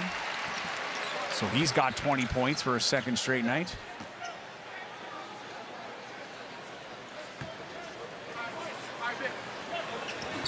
And he gets that second one to go as well. That'll bring in Isaiah Osborne for Simon Hildebrand. So the Seabears going a little smaller right now with, they're going to play Burns and Acott at the 4-5 spot. So Vancouver's big with the two bigs with Parolin and Karnik out there, and Winnipeg's going a little bit smaller and a little more active, and we'll see what happens. And actually looked like they were going to pick up full court, but in the end they just slipping back into the quarter court. Moon back into the game for Jelani Watson-Gale. He's got 13 points here tonight. Jarkel Joyner trying to add to his total, misses that one, and it goes out of bounds. And again, Vancouver's going to get possession. Another offensive rebound, another possession for them. But Winnipeg is, I think we're going to get help coming in. I think it's going to go the other way. And there's the call reverse. Yeah, there was, in those moments too, David, you can tell when they're trying to sell the call and when they know it's the wrong call, right? That one seemed the passion behind everybody in that one. I think the ref just didn't have a clear view on that, so good on them to reconvene and get the right call. But you could see that Winnipeg is really challenging Vancouver to beat them from the three-point line now. They're going under everything, and they're saying, hey, we're going to give you all the space you want, and Vancouver isn't even looking. Less than 2 to play here in the third quarter. Teddy Allen relatively quiet here in the third quarter. That pass intercepted. It's Karnik picking it up, and here comes Jarkel Joyner. Right at Moon, misses it. Karnik misses the follow-up. And there's going to be 2 shots here to Vancouver. Acott frustrated. And I think they're going to call it on the rebound with Karnik going to the rim. We'll get an opportunity to have a look here. Joyner's going to miss on the Moon and over the top, and Acott. We didn't get a really good look at it there, but it looked like there was contact on the elbow against Karnik, and Karnik could get a chance to go to the line. Jarkel Joyner a little gingerly grabbing his arm here. I think he went down pretty hard on his elbow. Yeah, looks like he's going to get a quick break here as Shamar Givens will check back into the game. He looks okay. I don't want to alarm Bandits fans. No, but he did go down hard. Going to take a break here as Karnik goes to the line for 2. The fans going to do what they can to try and throw him out. And it works on the first one. Fans feel happy. They feel like they've done something now.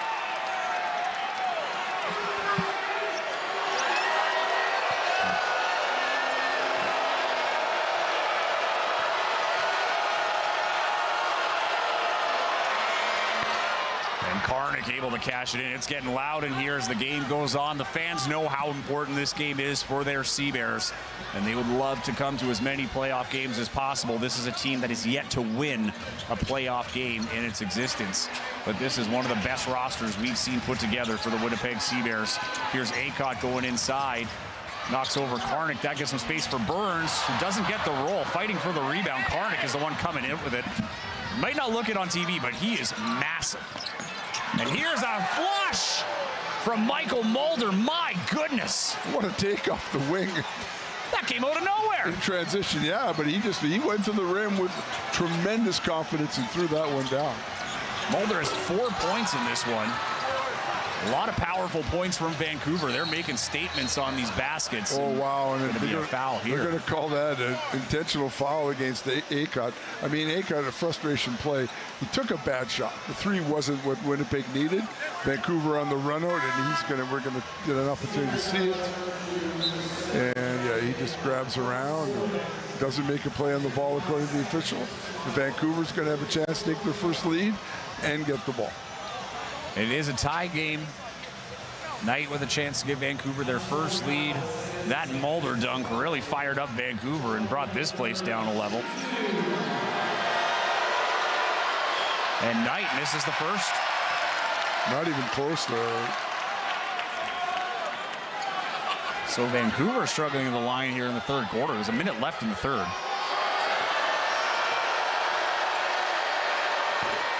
And Knight misses both.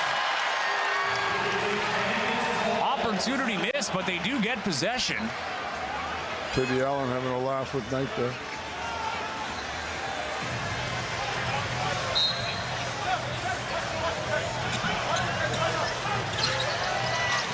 Givens dumps it inside.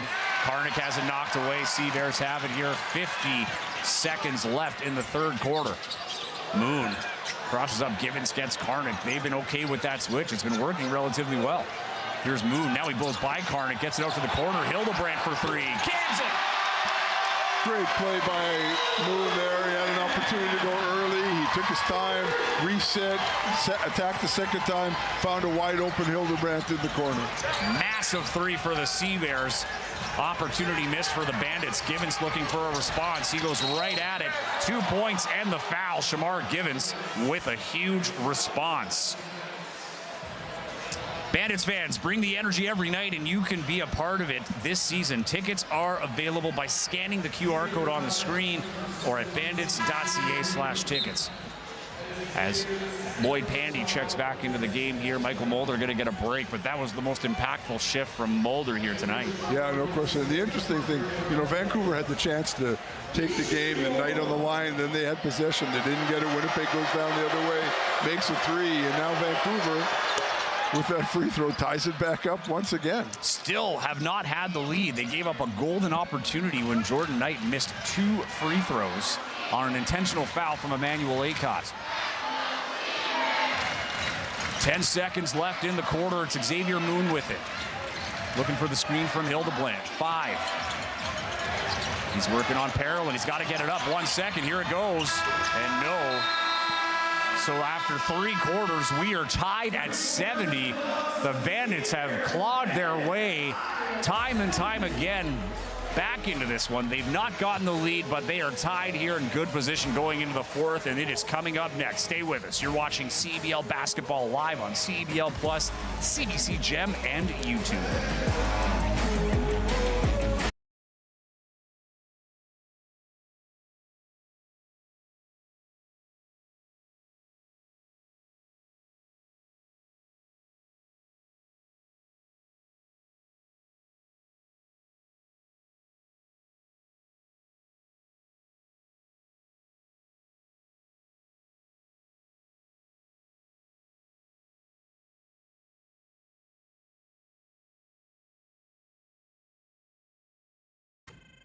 Did you know that every CEBL game ends on a game-winning bucket? Yep, every single one. That's because we use something called target score ending, a thrilling twist that keeps fans locked in till the final shot. So what is the target score ending? Here's how it works. The first time the clock stops with 4 minutes or less left in the fourth quarter, the game clock is turned off. We enter target score time. We take the leading team's score, add 9 points, and that becomes the target score. Let's say it's 91-80. That means the first team to hit 100 wins. No ticking clock, no intentional fouls, just pure clutch basketball. It's fast, it's electric, and it guarantees that every game ends with a bang. Experience the target score ending this CEBL season.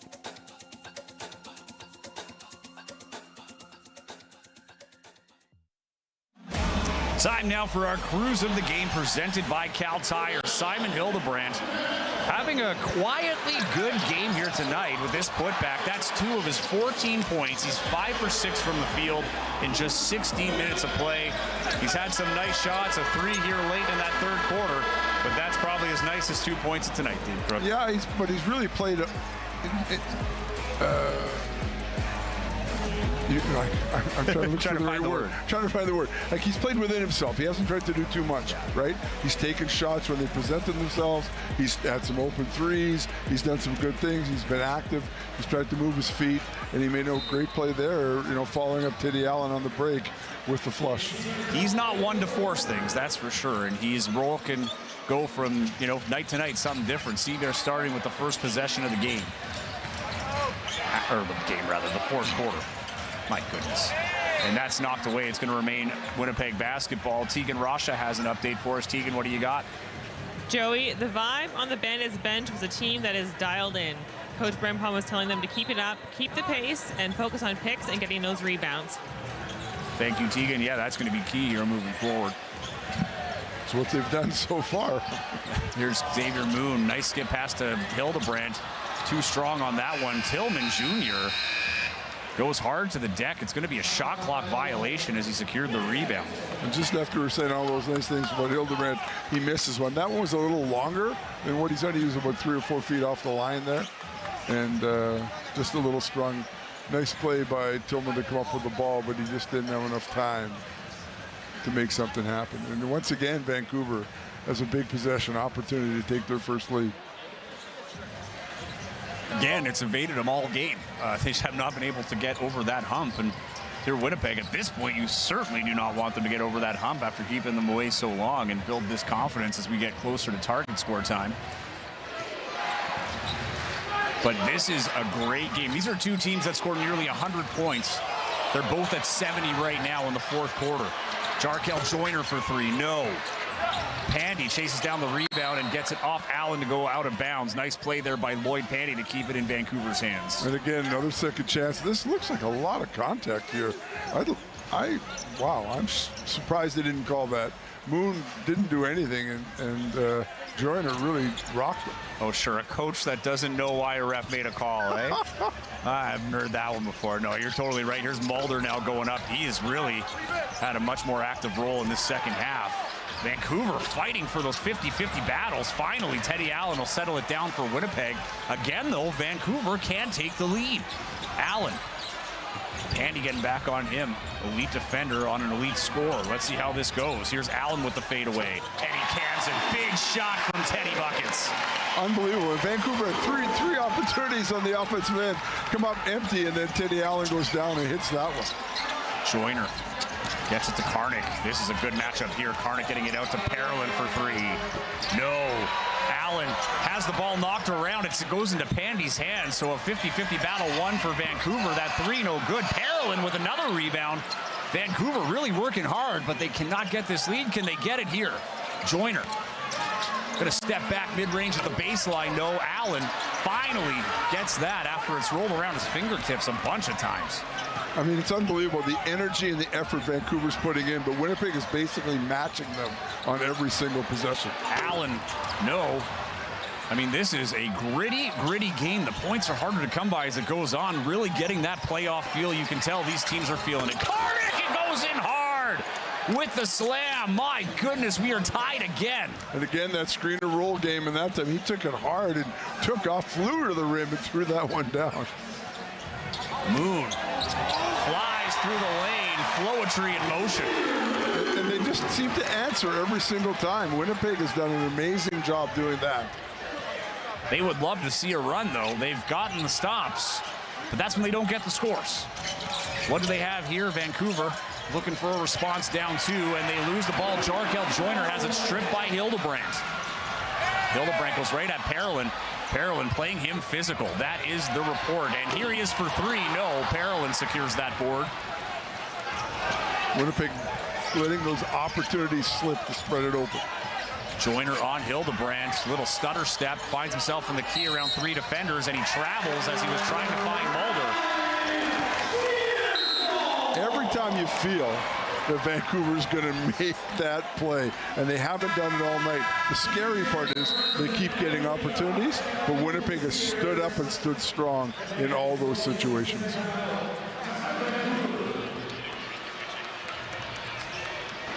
As we get into a timeout, let's take a look at what's coming up for these teams.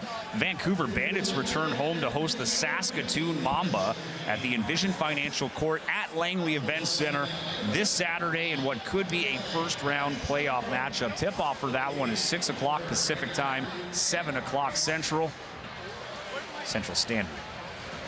For the CEBRs this Saturday, the CEBRs will welcome the Brampton Honey Badgers to the Canada Life Centre for their second meeting of the season. Catch the action live coast to coast on CBC National. Tip-off for that one is 2:30 Central Daylight Time, 3:30 Eastern.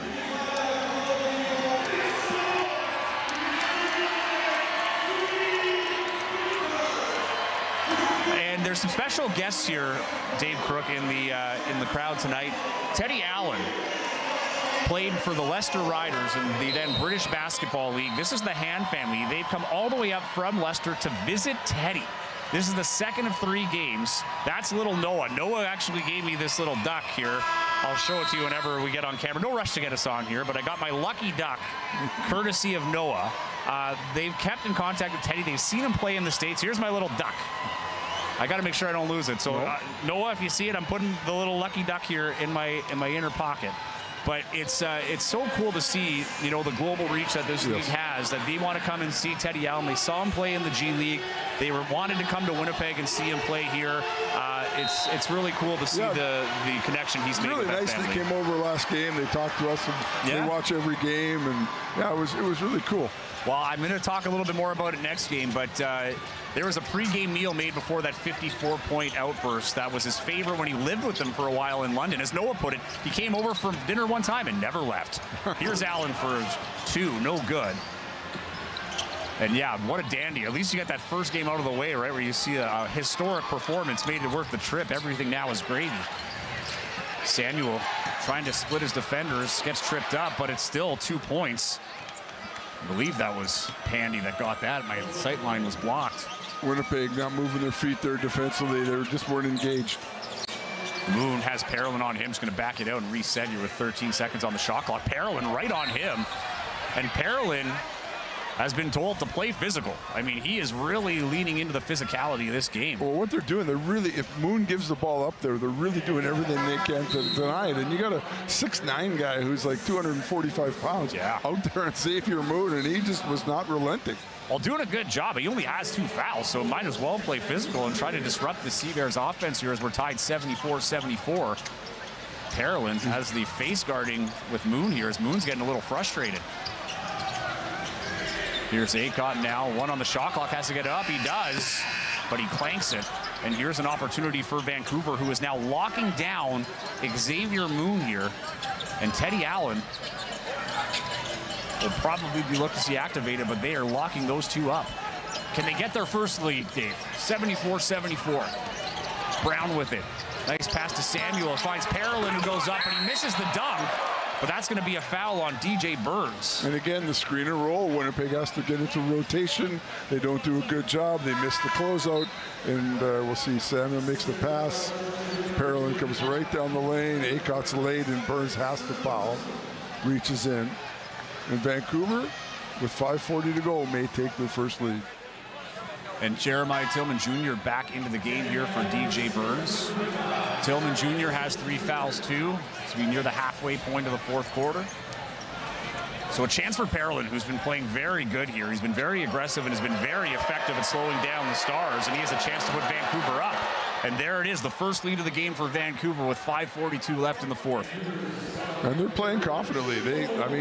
They really came in here determined. They've done a great job. They've had a great game plan, and they stuck with it, and it's been successful. And Vancouver leads by 2. Parolin has 7 points and 7 boards and has really played a great role here for Vancouver in this 4th quarter, allowing them to get back in the lead, or I should say back in the lead for the first time. And done a good job defensively, moved his feet. He's guarding some quick guards. Like, this is impressive. Here he is on Osborne, again getting in the way of the shot, and Winnipeg comes up empty. Givens working on Moon, gets the screen from Samuel right into Tillman, and he gets the steal. That's Moon. Here he is on the run over to Teddy. Teddy reverse, doesn't get the roll. That was a tough one. And here comes Vancouver now with numbers. Jordan Knight going right at Tillman, finds a wide open Brown in the corner. Here's the 3, and he cans it.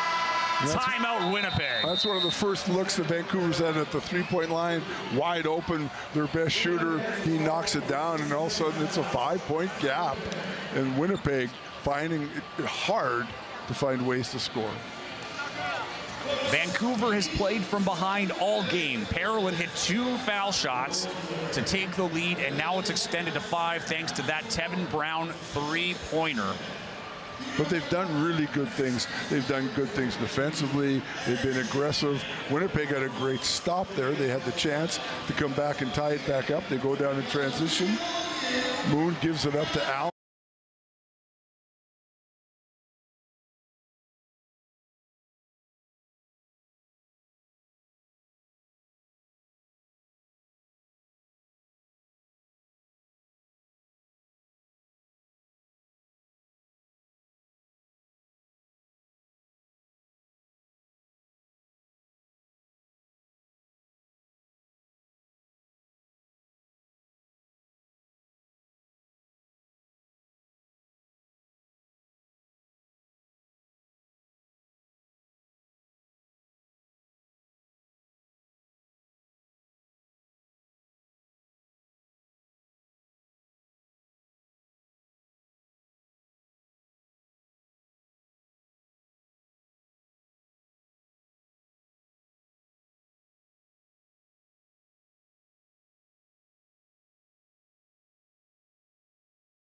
minutes here, but he would love to contribute a little bit more on the offensive end. Winnipeg playing down 5. We are less than a minute away from the target score window. The first whistle after the 4-minute mark will bring target score time. Teddy Allen on night gets it out to Acott. Tillman Jr., quick handoff to Moon. Great defensive play from Shamar Gibbons. He has a lane. Drops it off to Brown, who is now heating up. He's got 7. And they are leading. What a play by Gibbons, sir. He got his hands in, broke up that play, stripped Moon off that handoff from Tillman. 7-point lead for Vancouver. At a great time to have their first lead here. They do not want to relent it now. It'll be a defensive game for Vancouver from here on in. Teddy Allen working on Parolin. Gets it over to Acott for 3. No. Winnipeg gone cold. Acott just, I mean, right now, Acott and Osborne can't make anything. Like, they just can't. They have 8 points between the two of them, and they've had some good looks, and they just can't make anything happen. In the meantime, Xavier Moon's called for a little foul there, for a little push on the end line. It's not going to matter because it's only the second of the quarter for Sea-Bears, and it gives them, at least it slows Vancouver down from Winnipeg's perspective. Teddy Allen, only 5 points in this quarter. He's 38% from the field today, 8 for 21. Tyree Samuel takes it to the rack. Wow, what a take. That's unbelievable. Coming off that screen and roll, he just goes down the lane and just hammered a dunk. But Vancouver immediately fouls because we're at target score time. And they've got a big gap, biggest of the game. Stay with us. Target score time is next. You're watching CEBL basketball live on CEBL Plus, CBC Gem, and YouTube.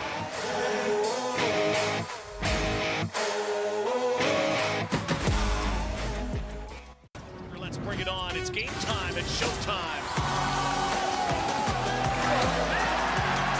Oh, and it goes. Nick Hornsby. Here's Oakland for the win. You gotta love a Canadian boost. Two hands. Me. Oh, what a block from behind.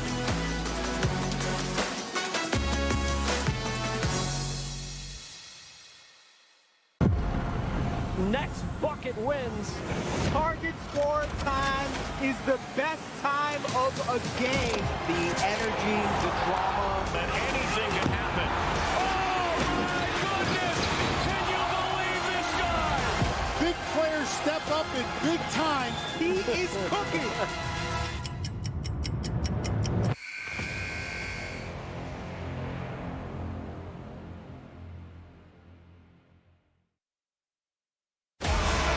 Welcome back inside Canada Life Center. Target score time about to get underway. The Vancouver Bandits 9 points away from the target.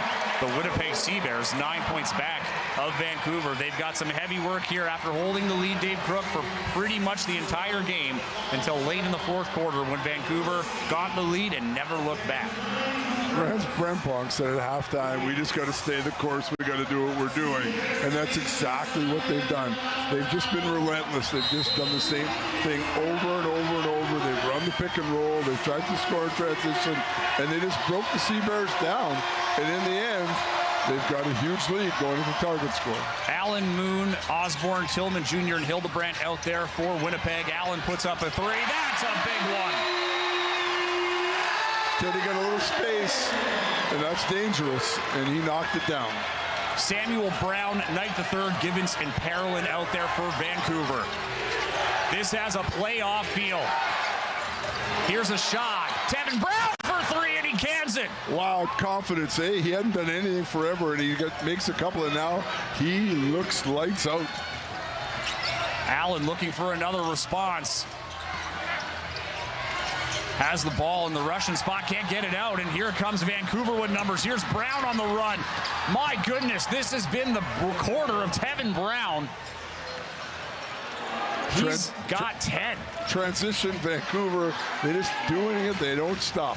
Pardon me, he's got 12. He only had 2 points coming into the fourth quarter. 10 points in the fourth. And Teddy Allen loses the ball. Tillman Jr. going down, holding his head, maybe his eye here, and kicking around. You know what? Vancouver's just playing harder. They're just competing. Well, there's an opportunity to see it here. There's some contact there. The ball comes free. Oh, yeah, and he just It was a reach in from Brown, and he accidentally caught Tillman across the face. You can see it on the replay there.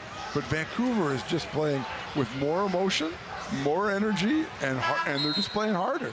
And right now, they're the better team on the floor. Yeah, Tillman Jr. going to be okay. Simon Hildebrandt waved off the trainer. Emmanuel Aycott going to come in for Hildebrandt here.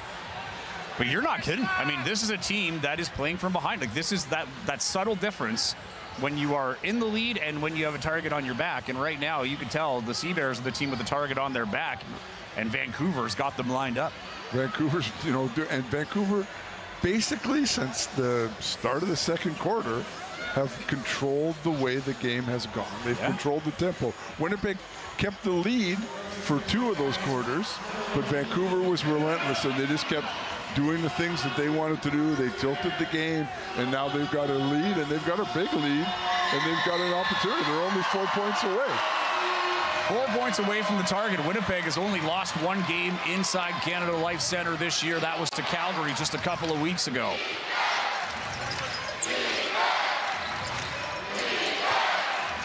Givens going to take it right at Moon with the offhand, puts up 2, and Vancouver is 2 points away from walking out with a win and tying the record with Winnipeg. This is going to be one heck of a race down the stretch. Here's Allen trying to save here whatever he can for the CBears. Osborne for 3. No, and this has been the story of the second half for the CBears, who are well below their season average at 77 points. Here's Vancouver with a chance for the win. It's Jordan Knight inside, out to Brown for 3. No, and it's Moon corralling the rebound. That would have been a fitting end if he got that basket. Here's Moon with a quick shot. No. Hildebrandt with a big rebound. With the fight, going to draw the foul on Givens. It'll be a possession at the baseline. Nice play by Simon Hildebrandt to get his hands on that ball. And you can see there's all kinds of contact all over his body. But Winnipeg has to make stops now. Big time. And it's going to be tough. Well, I thought the way Vancouver's going, it's not easy. I thought with Tevin Brown, the way he's been playing this fourth quarter, when he put that shot up, I thought that was game. So Winnipeg lives to see another possession, and Hildebrandt saved it even after they didn't get the shot. It was a quick shot from Moon. Moon's going to inbound it at the baseline. A lot of work left here for the CBears. As Allen gets knocked over here, it's going to be an off-ball foul. I think this is going to go against Brown, or was it a slip? No, I think they're just calling a slip. Yeah. I think they just blew the whistle because sweat on the floor. I think he stepped on a foot coming over the top. I didn't see a whole lot of contact, and he doesn't seem overly upset. Yeah, well, he's not happy with the wet spots on the floor here, so he's calling for the towel. In the past, he used to take it himself. He's relented from that this time around, where he take the broomstick and take care of himself. But yeah, no, this is a huge hill to climb for the CBears. It's 15 points from the target, just 2 for Vancouver. So Vancouver looking poised to come out with the win. Yeah. He didn't even step on a foot. It was just his foot slipped out from underneath him on a wet spot. Yeah, no, I mean, Vancouver has just done an amazing job. They've really played great basketball. And, you know, if they come away with a victory, they totally deserve it. Well, because they were able to stay on course. Jarkel Joyner, 24 points, 3 assists, and a rebound, leading all scorers in this one. Sorry, second only Teddy Allen, but he's leading the Bandits. Allen is 26. Moon gets it into Aycott in the paint. Osborne calling for the screen, working on Tyrese Samuel. Samuel knocks the ball out of bounds, and last touched by Isaiah Osborne. Vancouver with a chance to win it. Boy, it's been a struggle for Osborne. Here's Shamar Givens to Tyrese Samuel. Samuel looking for the game. Doesn't get it. Here's Karnik. And Vancouver is back. A massive win for the Bandits inside Canada Life Centre. They take this one 92-77, and we've got a tie at the top spot of the West. The celebration from last game is snuffed. Vancouver has a whole bunch of momentum here with 3 games left in the regular season. These teams meet one more time on August 2nd, and Dave Crook, that might be the game that decides who finishes at top of the West. Yeah, no question. This is a fitting finish. Vancouver got another offensive rebound and another putback. Karnik just powers through everybody and finishes at the rim. Just a reminder, Mitch Creek is on the active roster. He was not in the lineup tonight. if he comes back, this is a dangerous, dangerous team. A bit of a reality check here for the CBears after what was a very convincing win against Montreal just a few days ago on Sunday. They got to get through this one quick. They have one practice tomorrow, and they are back at it Saturday afternoon against the Brampton Honey Badgers, who are in a race of their own right now. Now this is we're going to see that last basket here, and Karnick's just working on the inside, and he just powers, goes right through Acott, gets the rebound and finishes. But Vancouver they did exactly what they needed to do, and they trailed for the first 32 minutes of the game, but they never stopped. They just believed in the game plan. They executed the game plan time and time and time again, and in the end, they come away with the victory. So here we are. We've got our Booster Juice player of the game. It's Jarkel Joyner, joined by Tyree Samuel. Here's Tegan Rasha. Jarkel, both you and the CBears battled all game long, but what changed in those last 6 minutes? First of all, I want to get a shout out to God. God is good, but we came in locked. We executed the game plan. Coach Rance and the coach staff had a great game plan. We came in, we was locked from the jump. We knew how big this game was. Came and got the dub. And a good game for you, 24 points. How did the pressure of this game impact your game? It's not pressure, but just knowing it's good competition on the other side. Spider-Man. Xavier Moon, me and him talk all the time. I know what competitor he is, so I got to be ready to go when it comes to him and Teddy all the time, you know. Them dudes are really good, so he had to come with it. You have just a handful of games left. How does a win like this impact the rest of your season? Oh, real big, real big. We know we see him in a couple days, so we got to keep going. All right, good luck. Congratulations. He was here today. Y'all stay tuned. Appreciate it. All right, thank you, Tegan. Yeah, Spider-Man gets the best of Deadpool and Wolverine in this one as the comic book superhero theme continues in the CEBL, but a huge win. It cannot be overstated just how big this is for Vancouver. They've dealt with a ton of adversity this season. They've had a coach removed. Kyle Julia is still there as general manager. Rans Brempong is doing an amazing job. They've had their ups and downs, right? This hasn't been a smooth sail. No. They've lost some big games to Calgary. I mean, and those losses to Calgary, 3 straight losses to Calgary. I mean, Winnipeg's not immune to that either. Right. But to come here and in that playoff atmosphere, because there's still a chance they have to play inside this building. Yes. And the last game of the regular season's a win. Regardless of where it's played, if it is here, they're going to be very confident in the playoffs, knowing they can win in this building, which is very hard. No question. They showed it today, and they're a tough matchup. They've got great speed.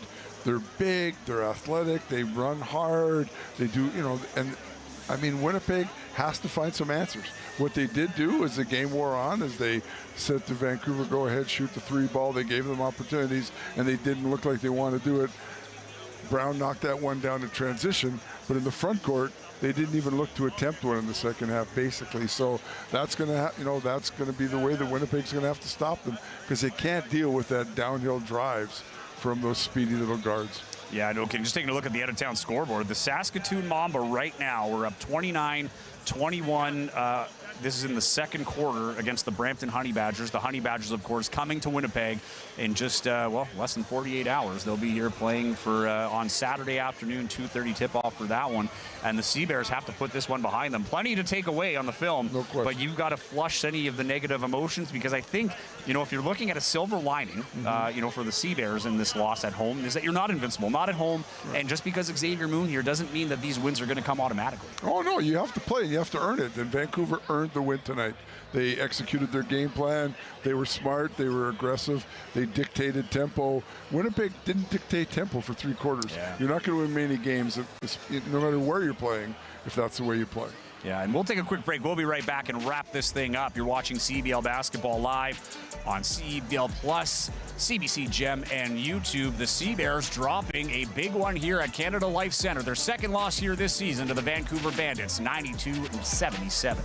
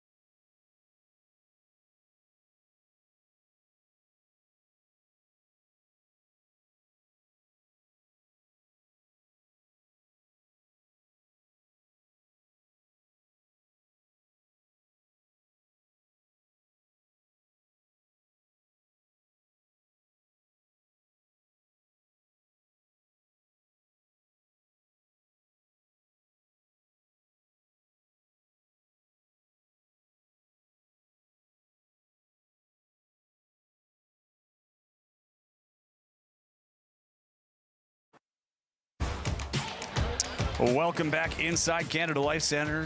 Not as many fans as normal hanging around. As soon as that shot went in, it emptied here pretty quickly. Fans not accustomed to experiencing losses in this building, as we witnessed today, the Vancouver Bandits. Last time they were in this building, everything shook up. They lost by 33 points. That was the last game Kyle Julius coached. Rans Brempom comes here, gets the redemption. They hold the lead in the season series. They won the one at home as well in Vancouver. And now Winnipeg will be tasked to hand them a loss on their home court at Langley Event Center, which will be absolutely wild on August 2nd. Right now, both teams are 13-8. So they are tied at the top spot. The standings have not been updated, but I'm pretty sure Winnipeg will remain in first place with the tiebreaker in their... Oh, no, because... Never mind. It would be Vancouver because they've won. While they're tied, Vancouver has the season series lead right now, so that becomes even more important. So Vancouver...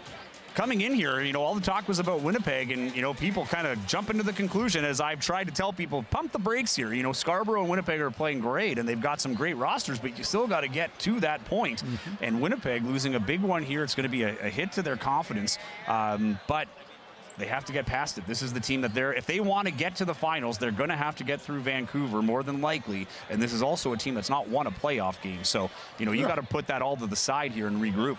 Yeah, it's got to be one step at a time. I mean, the old cliche, but that's what they have to do. They have to knuckle down. They've got to have, they got to play well against the Honey Badgers this weekend.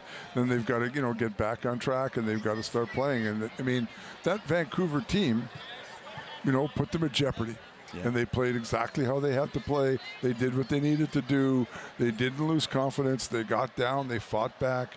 And in the end, they came away with a convincing win. And each team has 3 games left. It's a bit more difficult here for the Vancouver Bandits. A bit of a weird travel.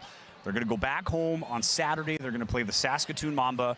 And then that Tuesday, the 28th, they're in Montreal for a 1-game Eastern trip. And then they're back at home Sunday, August 2nd for the final game of the year at Langley Event Center against these very CEBLs. You take a look at the CEBL schedule. They play here on Saturday against Brampton. And then next Friday, a week from tomorrow, they will be playing the Ottawa Blackjacks for their home finale. You and I will have that call. The next one is on CBC on Saturday. And then they will end the season in Vancouver. And as the way this is going with 3 games left, that seems like it's going to be a massive game for playoff positioning. Taking a look at the next broadcast here for the CEBL, this will be on Friday tomorrow. The River Lions are in Scarborough. That could be a playoff matchup as well. The River Lions have really come alive in the second half of the season, and they beat the Scarborough Shooting Stars earlier this year. The Ottawa Blackjacks are in Montreal playing the Alliance, and the Edmonton Stingers travel to Calgary for a Battle of Alberta, playing the Calgary Surge. The first 2 games are at 7:30 Eastern time. The third game, 9:30 Eastern, 7:30 Mountain time. Getting down to the nitty-gritty here, but looking at this, go ahead. You wanted to bring something up. The way the standings are right now, every single game is super impactful for the playoffs. It totally feels unbelievable. It's an extension of the playoffs, it feels like, especially tonight. I feel like tonight was really the start of, we are now past regular season mode. We are now in playoff mode. I don't even think it's about positioning as much as we just got to win. You look at the Mambas game today. You look at those games in the East on Friday night. All those games are huge because it's 1 game apart in the Eastern playoffs. And obviously, have the Surge left it too late? Who knows? But I mean, they're battling too. So it's these next couple weeks are going to be incredible. Great time to be a CEBL basketball fan. And as you just said, these next couple of weeks are going to be crazy because there's just about a week left of the season after this, and that will get us into the playoffs that start, I believe, the weekend of August 6th. Can't remember the exact day, but that first weekend of August, it is playoff time in the CEBL, and we have no idea what this playoff picture. And, there's always a couple of questions going in this time of year. But this one seems wild. Like, the East is unpredictable outside of Scarborough. And to an extent, so is the West. I mean, again, Calgary is the best team in the last 3 weeks, as you've said. Right? And they are not a team I'd want to meet in the playoffs. And I said this before the broadcast, and you and I were talking off the air. I think the silver lining for whoever's second in the West might not have to play Calgary. Right. And like if you're Winnipeg, not playing Edmonton might be something to help you as well, because Edmonton's come in this building and won a few playoff games. Yeah, So, but if you're Winnipeg, you got to play somebody, and it's not so you don't want to play Calgary, you don't want to, what are you going to do? You want the Mamba. Well, but it's not like the Mamba have been nothing. No, it's fair. Yeah, but just looking at how they've fared against those two teams in the past and the present, you can't pick your opponent. It is what it is. They're not. This is us speculating, to be clear. Winnipeg doesn't care. They want to finish in first. They want to play at home. They don't care who the opponent is. 100%. But if you're a Sea Bears fan and you're aware of the history here, Edmonton has broken hearts in this building when they weren't supposed to. And Calgary has been on a tear this season, including in this building, the only other team outside of Vancouver to win at Canada Life Centre. So, yeah, it's right now Vancouver just took full control of their destiny. And Winnipeg here, all they can do at this point is just try to win out and find yourself back on top of the West if you want to play all your home games here at Canada Life Centre. That's the answer, right? That's what you want to do. And it doesn't really matter who you're playing. You just want to play in this building. Yeah, 100%. So, again, next one in this building is on Saturday against the Brampton Honey Badgers. That one is a big one for both teams now. As I said, just give you an update here before we go on the out-of-town scoreboard. They are in action right now in... Oh, and I lost the... This is awesome. Oh, here we go. They are in the second quarter, and they are currently losing. This is the the Honey Badgers, as we struggle with our internet. They are down 45-34, down 11 in the second quarter. So if you're done with this, tune into that.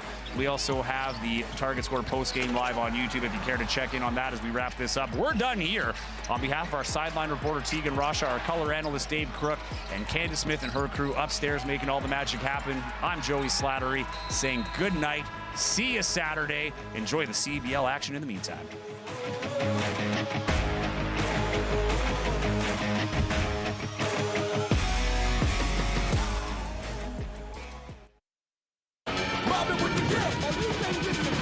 Knock 'em out the run, knock 'em out the run, knock 'em out the run with your pen top, time for some action.